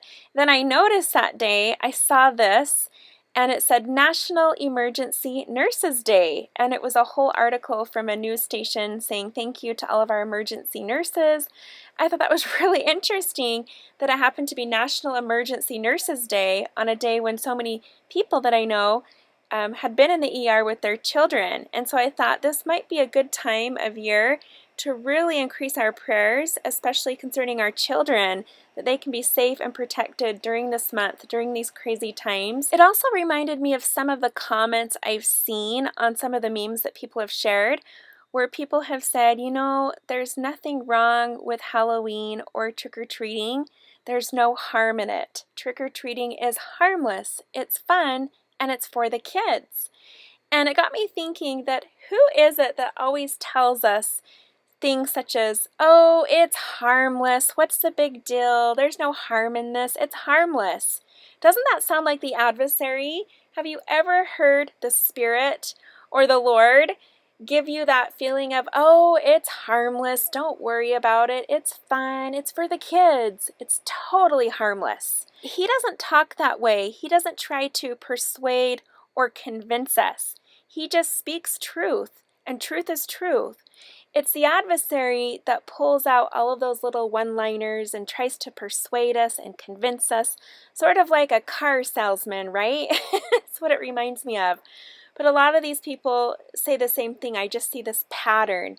And they say, yeah, I get it. You know, the creepy part of Halloween is not that awesome. We try to avoid the creepy stuff, but we like to do the cute stuff. You know, there's nothing wrong with trick-or-treating. It's for the kids. It's fun. It's cute. Totally harmless. But yeah, stay away from the creepy haunted houses and the creepy horror movies and those creepy decorations, all of that. Yeah, we get why parents don't want to participate in that. And yeah, we get it. We don't either. But we're still totally for the cute part of Halloween.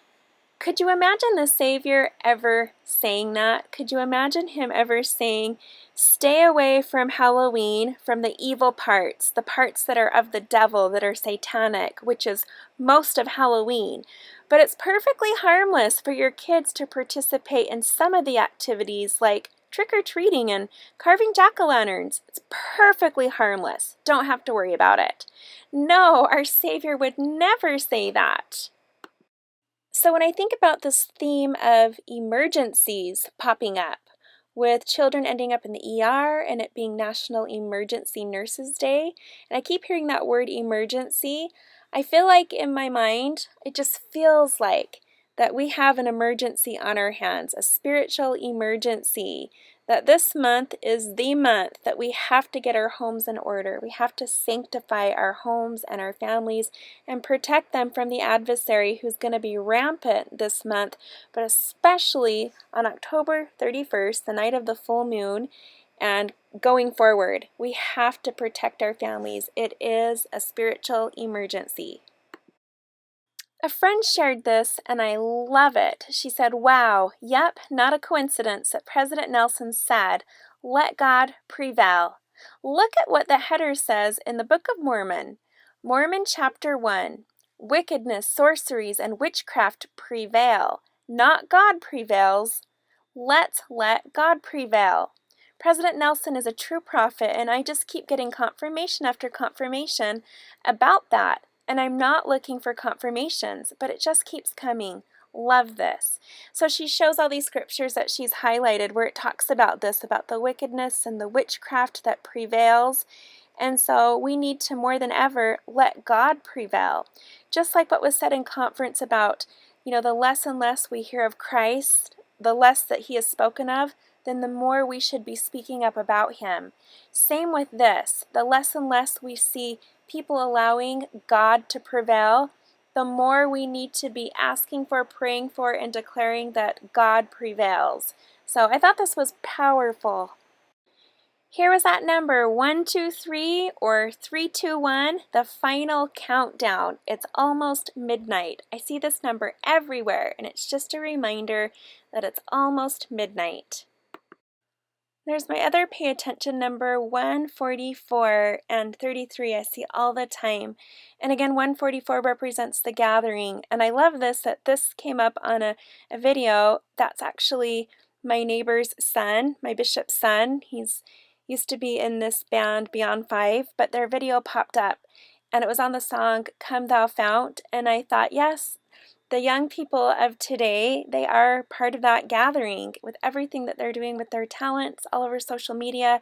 They're definitely a part of that gathering. So there was that number. Now, I don't remember whether or not I shared this in my last video message. I may have, but I just loved it so much. It was a shot, a rare shot of something called a moon bow, and it just looks like a temple. So many people that saw this said, oh my gosh, this looks like a temple. And especially where this is something that's rare, that always says, pay attention. It sort of reminds me of what you would imagine the city of Zion looking like. This beautiful rainbow-looking picture with this giant bright temple and this glowing, dazzling city. So just thought this was pretty neat. A friend of mine sent this screenshot to me at 1:13 p.m. Now she lives in a different time zone, so I don't think she realized I received it at 1:13. There's that number, 113. Pay attention. And we're going to talk about that number in just a little bit because it's a very important date. Here it is in relation to an article about President Trump being treated for COVID-19. So pay attention. Here's that number again. It's my pay attention number. Here it is in reverse. Third day power in the 11th hour. It's a pay attention number I see all the time. This time it was sent to me by a video from our primary president, and she happened to send it to me at 3:11 p.m. Pay attention. A friend sent this to me about the Draconid meteor, and I'll just read the highlighted parts. It talks about this meteor, and it says that in the early evening hours or when the night falls and it's dark out. That's the best time that you can see these stars that shoot through the sky. It said that the Draconid meteor comes from the shower appearing to be coming from the Draco, or the dragon constellation direction. It says the Draconid meteor shower isn't the most spectacular. It says, but it's also known to be pretty unpredictable.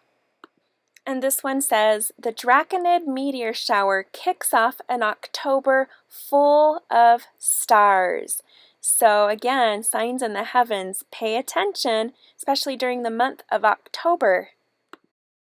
Now, I wasn't aware of these meteor showers, but of course, the dragon represents Satan, the adversary. And then she sent me this screenshot of another meteor shower, and she happened to send it to me at 1:44 a.m. There again is that number that represents the gathering. This one said, Orionid meteor shower set to peak after Mars reaches maximum brightness in the sky tonight. So my friend sent me this to kind of explain, and she said, what was really interesting is that it then highlighted the meteor shower that would come from the Orion constellation after. So the one previous to it, the Draconid meteor shower, or in other words, the dragon, the adversary, it was said to be not as spectacular as this next meteor shower, which is called the Orionid meteor shower. So she says, Orion constellation is a huge symbol of Christ. All 12 constellations can be a symbol of Christ, but this one is in that Christ will fight our battles and he will conquer the devil. So to see this information posted as the follow-up to the above, then after that, she has the screenshot of this article. It says, after the Draconid, check out the Orionids in late October. Here's what she highlighted. The Orionids start their star show later this month, which is significantly larger than the Draconid showers. The Orionids bring 10 to 20 meteors shooting across the sky every hour. These tend to be visible later on in the night, usually after midnight, keyword right there, and are best viewed in the very early hours before dawn. The Orionid sometimes produces bright fireballs which can overcome some of the moonlight. So what does this remind you of? Something that's brighter than the moon? That's the sun. And this will be seen best after midnight. Well, when does Christ return? He returns at midnight, and he is brighter than the moon. He's brighter than the sun. It says November will bring several meteor showers, including the South Taurids, North Taurids, and Leonids meteor showers.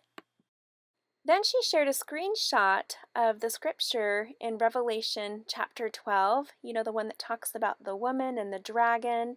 And it says here in verse 13, when the dragon saw that he was cast unto the earth, he persecuted the woman which brought forth the man-child. So when you think about that Draconid shower, the meteor shower of the dragon, it's the meteors, the stars, are falling to the earth. And so when it says here that the dragon was cast to the earth, that brought along the persecution of the woman. Who is the woman? She represents the church. So this brought on the persecution of the church. So when I heard this, I thought in my mind, is this what she's implying? Is that the persecution of the church is about to begin after this is complete in the month of October. And then in verse 17 it says, and the dragon was wroth with the woman and went to make war with the remnant of her seed, which keep the commandments of God and have the testimony of Jesus Christ. This was the very week that the governor of New York came out and began that persecution of the saints and said, you know what, we're going to close down all temples and churches and even synagogues. And he began that persecution. We saw it starting in New York, and it's spreading now across the country. Then she shared this headline that same day. It says, police try to shut down celebration during Jewish holiday. Cuomo issues new draconian measures. There's that word, draconian, the dragon. The dragon begins the persecution. Here it is again. Outrageously, just hours later, Governor Cuomo announced a draconian return to restrictions that would shutter thousands of New York businesses and limit houses of worship to a maximum capacity of 10, no matter the maximum capacity of the building, the statement said. So there's that word again, draconian. She then sent this. It says, CNN points out that people who live along the east coast of North America will have the best view of the show. Very interesting. Reminds me of that video not too long ago I did about the arrow that we saw in the sky that was pointing to the east. And we know that Christ will return in the east. He comes from the east. But isn't this interesting that it points out the east coast of North America? Well, where is New York? The east coast. And where is this dragon meteor shower most spectacular? On the east coast. And as we've seen with Governor Cuomo in New York, that persecution has begun in New York, on the east coast. It's been the most spectacular in the news in regards to persecution. So this story made headlines all over the country. And just like the scripture said in the book of Revelation, the dragon, when you see the dragon fall from the sky, he begins to make war with the saints. The persecution begins. So my friend did a recap of all of this. She said, the draconoid shower is best seen when the night falls, when it's darkest. Isn't the most spectacular and very unpredictable. The Orionoid one comes after the dragon, just like Christ, significantly larger and more spectacular, just like Christ, arrives after midnight, like Christ, and is best seen in the dawn, like the dawn star, another symbol of Christ. It is so bright that it can outshine the moon or bring light to the darkness, just like Christ. She said, thought that was really amazing, the parallels here with what we know about the power of the adversary versus our Savior, and even how it parallels with what is coming with them both. Also, note that it says the two follow-up showers are from Taurus, the bull, or in other words, Ephraim, and Judah, the lion, which is from the tribe of Judah. These two are symbols of the royal family of Britain. They are also the two main ruling tribes of Israel, and the two tribes setting up the two Jerusalems of the last day. You know, Old Jerusalem in the Eastern Hemisphere and the New Jerusalem in the Western Hemisphere. Very, very interesting. Now, I got this text the other day from the young women leaders in our ward. It was so interesting. There was that number again, 144, which represents the gathering, and there was even the word gathered. So I just took that as a pay attention. Pay attention, pay attention. It's all about the gathering right now, especially with our youth. There's that number again, 113. I'm seeing it everywhere, more and more every day, especially as we get closer to November 3rd, which is the election. So I really feel like something is pointing us to pay attention to that day. A very important day for sure. My friend sent this screenshot. She visited Adam-on-Diamond and she says, look at the time. We arrived right at 3:11. There's that number. And then isn't it funny, when she sent me this screenshot, she happened to send it at 1:13. And again, she lives in a different time zone, so it wouldn't have been 1:13 for her. But there's those numbers, again, pointing to November 3rd and third day power in this 11th hour. Adam-on-Diamond is a big part of latter-day prophecy. Here's a screenshot of news about Hurricane Delta. It says, Hurricane Delta, a record breaker from the start. Remember, I've talked about in past videos that anytime you see the words rare or record breaker or record breaking, pay attention. This is again pointing us to the Gulf of Mexico and that whole bottom part of the United States. So I saw this breaking news alert on Dutch Sense's channel, and it says, "Alert, earthquake swarm breaks out on New Madrid seismic zone in Arkansas." So my friend who lives in Arkansas, I texted this to her and said, "Do you know about this?" And she was pretty surprised. I had just talked about the New Madrid fault line in my last video and how that big one is coming, how it's expected. And so my friend sent this. It says, "As of 8 a.m. today, there have been at least 11 earthquakes near Maynard, Arkansas in the last couple of days." There's that number 11, the 11th hour. So my friend posted this and it definitely caught my attention. Here's a screenshot of where all those earthquakes have taken place, and you can see this green line is along the Mississippi River. It's along the New Madrid fault line. You can see how that's right there, and then down below it says hurricane coming. My friend shared this screenshot. Here it is right in the middle of the center of this hurricane. There's a creepy, demonic looking face. And the guy who wrote this, who is Zachary Hall with Arkansas Weather, he said, "I can't be the only one who sees an evil face in Hurricane Delta." Wow. Here's another screenshot of Dutch Sense's video and channel, and there's those pay attention numbers, 11, 111, 44, pay attention. Someone sent this to me. It says, "Good morning, Lindsay. Interesting note. While studying President Nelson's talk on God Shall Prevail, on footnote number 11, it takes you to several scriptures, and they are all about the gathering of Israel. And every one of them are verse 11. I thought that was interesting that in the 11th hour is when the gathering will take place, and they are all verse 11, and it's footnote 11. Just thought I'd point that out if you hadn't noticed. Have a great day." The topic of John the Beloved, and especially his role in the last days, has come up a lot lately, so I thought I'd share this from a friend. She said, "A very good friend of mine's grandfather was attending a meeting at church headquarters.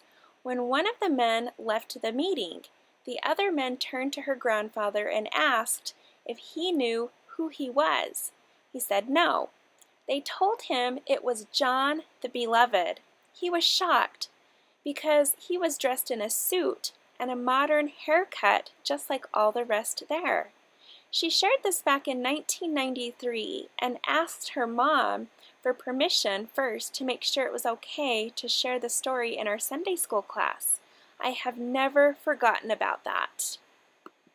Here's a screenshot of a general conference themed video, and there's those numbers again, 144 and 11. Now I didn't circle this, but you see right in there this headline, "Pence-Harris debate draws 11.3 million viewers on Fox News." There's that number again, 113, November 3rd, the day of the election. Pay attention. Here's a video about a prophecy of a man years ago who received inspiration that President Trump would lead America back to God. And this was way before he was President Trump. It's a really interesting video. It's about a Catholic man who had this premonition that this would happen, and he believed it with all of his heart. Well, there's that number, 113. Pay attention, November 3rd. And then there's this headline, "Iran University professor says Iranians praying for Trump's recovery because they fear a Biden presidency." If that doesn't say a lot, I don't know what will. And last, the friend who pointed this out to me, she said, "I'm sure that you realize this, Lindsay, but I just realized that election day is 11/3, 113, November 3rd, this year. That is your number. Also, this is 3 days after Halloween. I don't think this is a coincidence. Things are surely going to get bumpy." Look, she sent this to me, of course, at 3:11. There it is again. So this is when I first realized that the election day this year is my number. It's the number I've been seeing all year for the last 3 years or even 4 years. I want to say ever since President Trump was elected, I've been seeing this number. It's so amazing, so interesting. I'm definitely going to be paying attention. Now, this last presidential debate we had here in Utah with Vice President Mike Pence and Kamala Harris. And I noticed that when it was over, the few liberal friends that I have on Facebook from my childhood got on, and because they had nothing positive to say about their candidate, about Kamala Harris, all they could do was trash and speak horribly about Mike Pence and Donald Trump and his wife. And then there was a stark contrast because all of the Trump supporters that I'm friends with felt no need to trash Kamala Harris or the left. Instead, they posted positive things about Vice President Pence and President Trump. I noticed a huge difference with that. And I noticed these liberal friends of mine, I only have 3, all the others have unfriended me when they found out that I support Trump. But I noticed that on their posts, they only had about 2 or 3 likes at the most on these posts where they're trashing President Trump and Vice President Pence. They have a lot of Facebook friends, so for just a few people to like their post tells you something.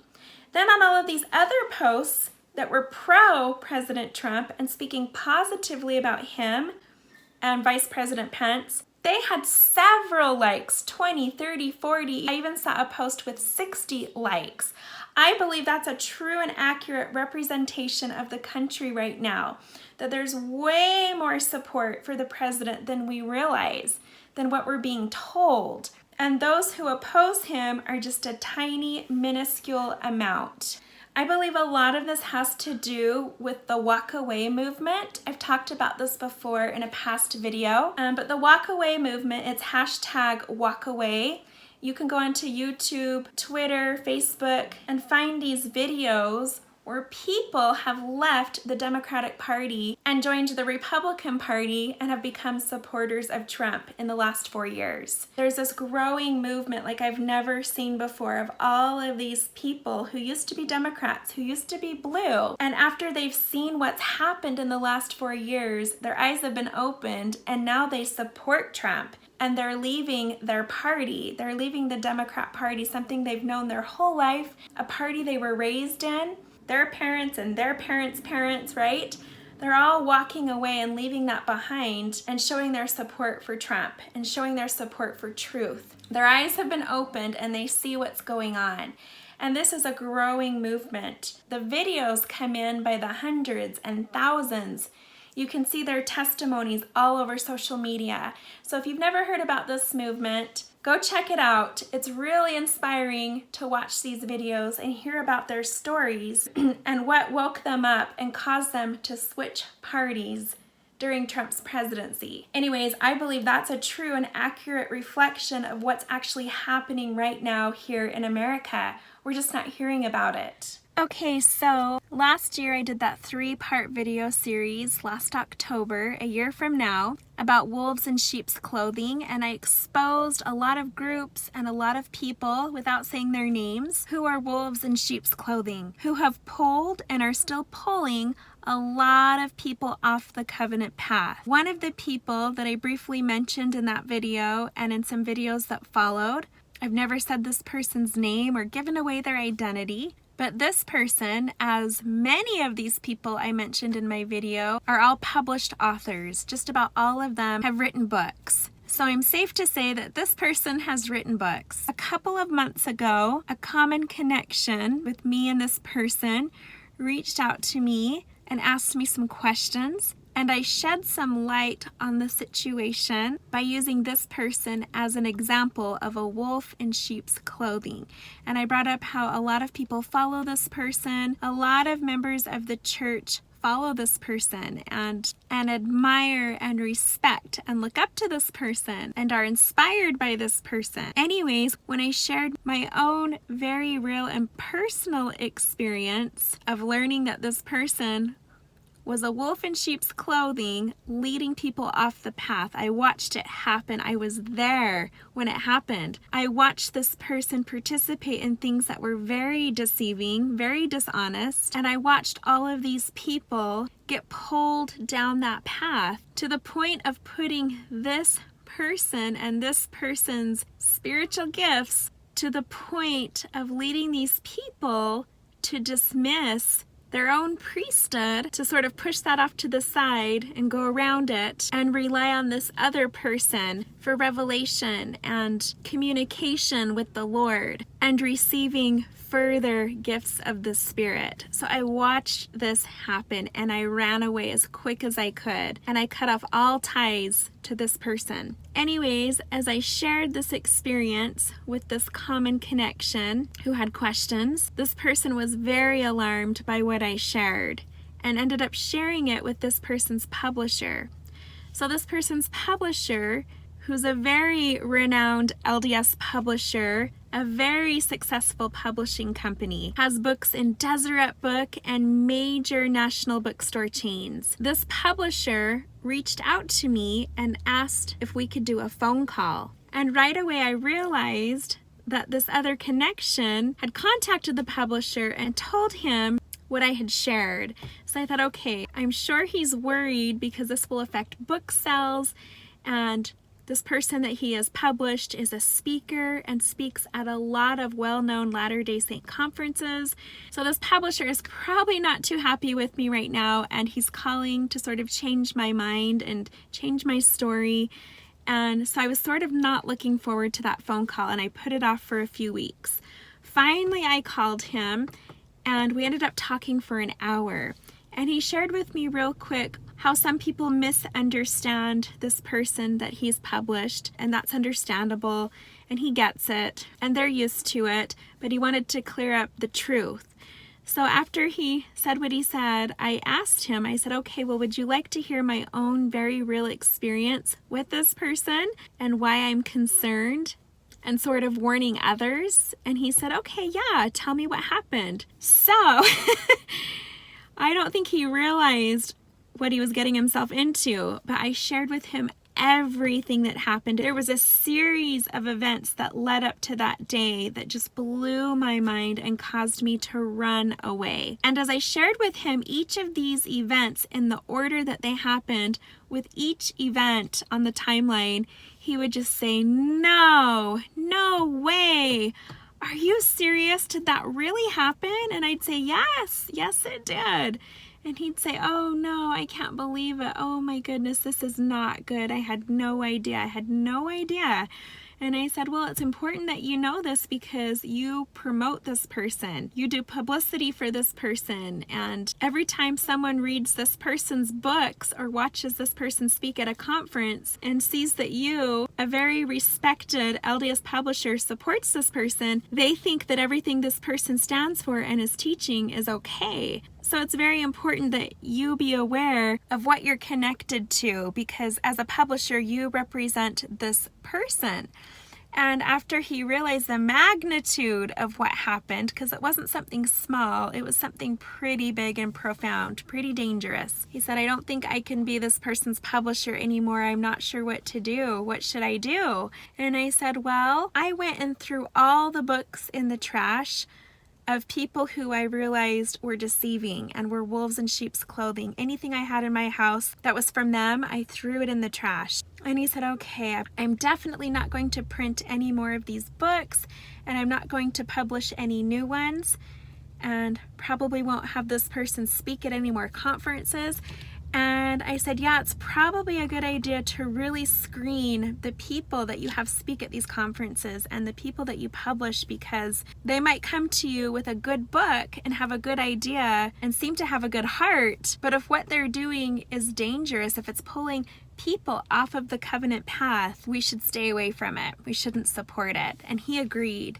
And he said, I've actually learned as a publisher many times, there have been many books that I have regretted publishing. But he says, I've been trying to get this person's books into Deseret Book and haven't been able to do it yet, but I've been trying. And I said, yeah, you probably shouldn't do that. And he agreed.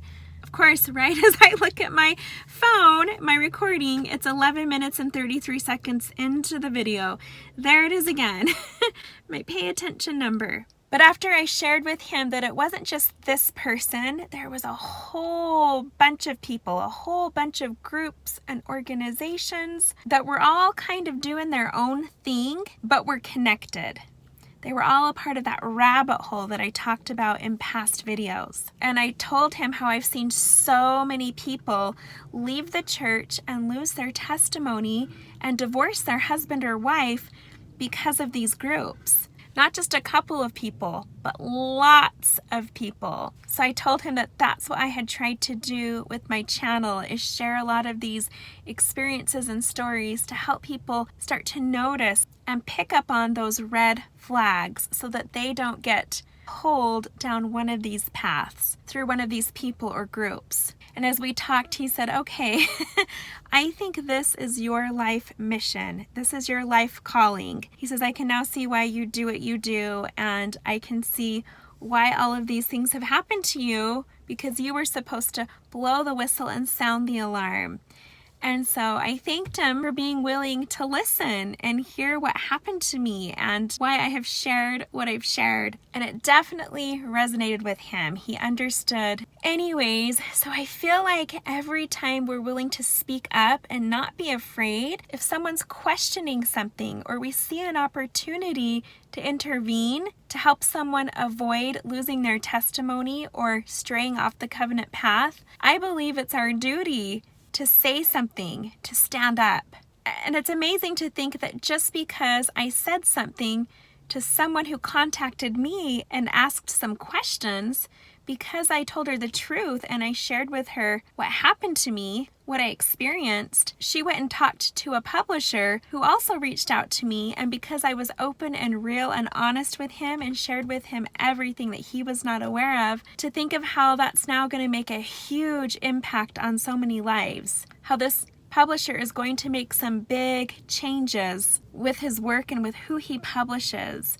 These small efforts that we make to not be afraid, to stand up and speak out, blow the whistle, sound the alarm, can make a huge impact, not only in the church, but in God's kingdom. And I just look back on all the times I might have been afraid to say something or share something or warn about something. If I would have given in to my fears, I think about all the people, all the lives that wouldn't have been affected, that wouldn't have been changed. We should never be afraid to share truth. Anyways, thanks so much for joining me today, you guys. I hope you're having a wonderful day. I hope you have a wonderful week, and I will see you next time.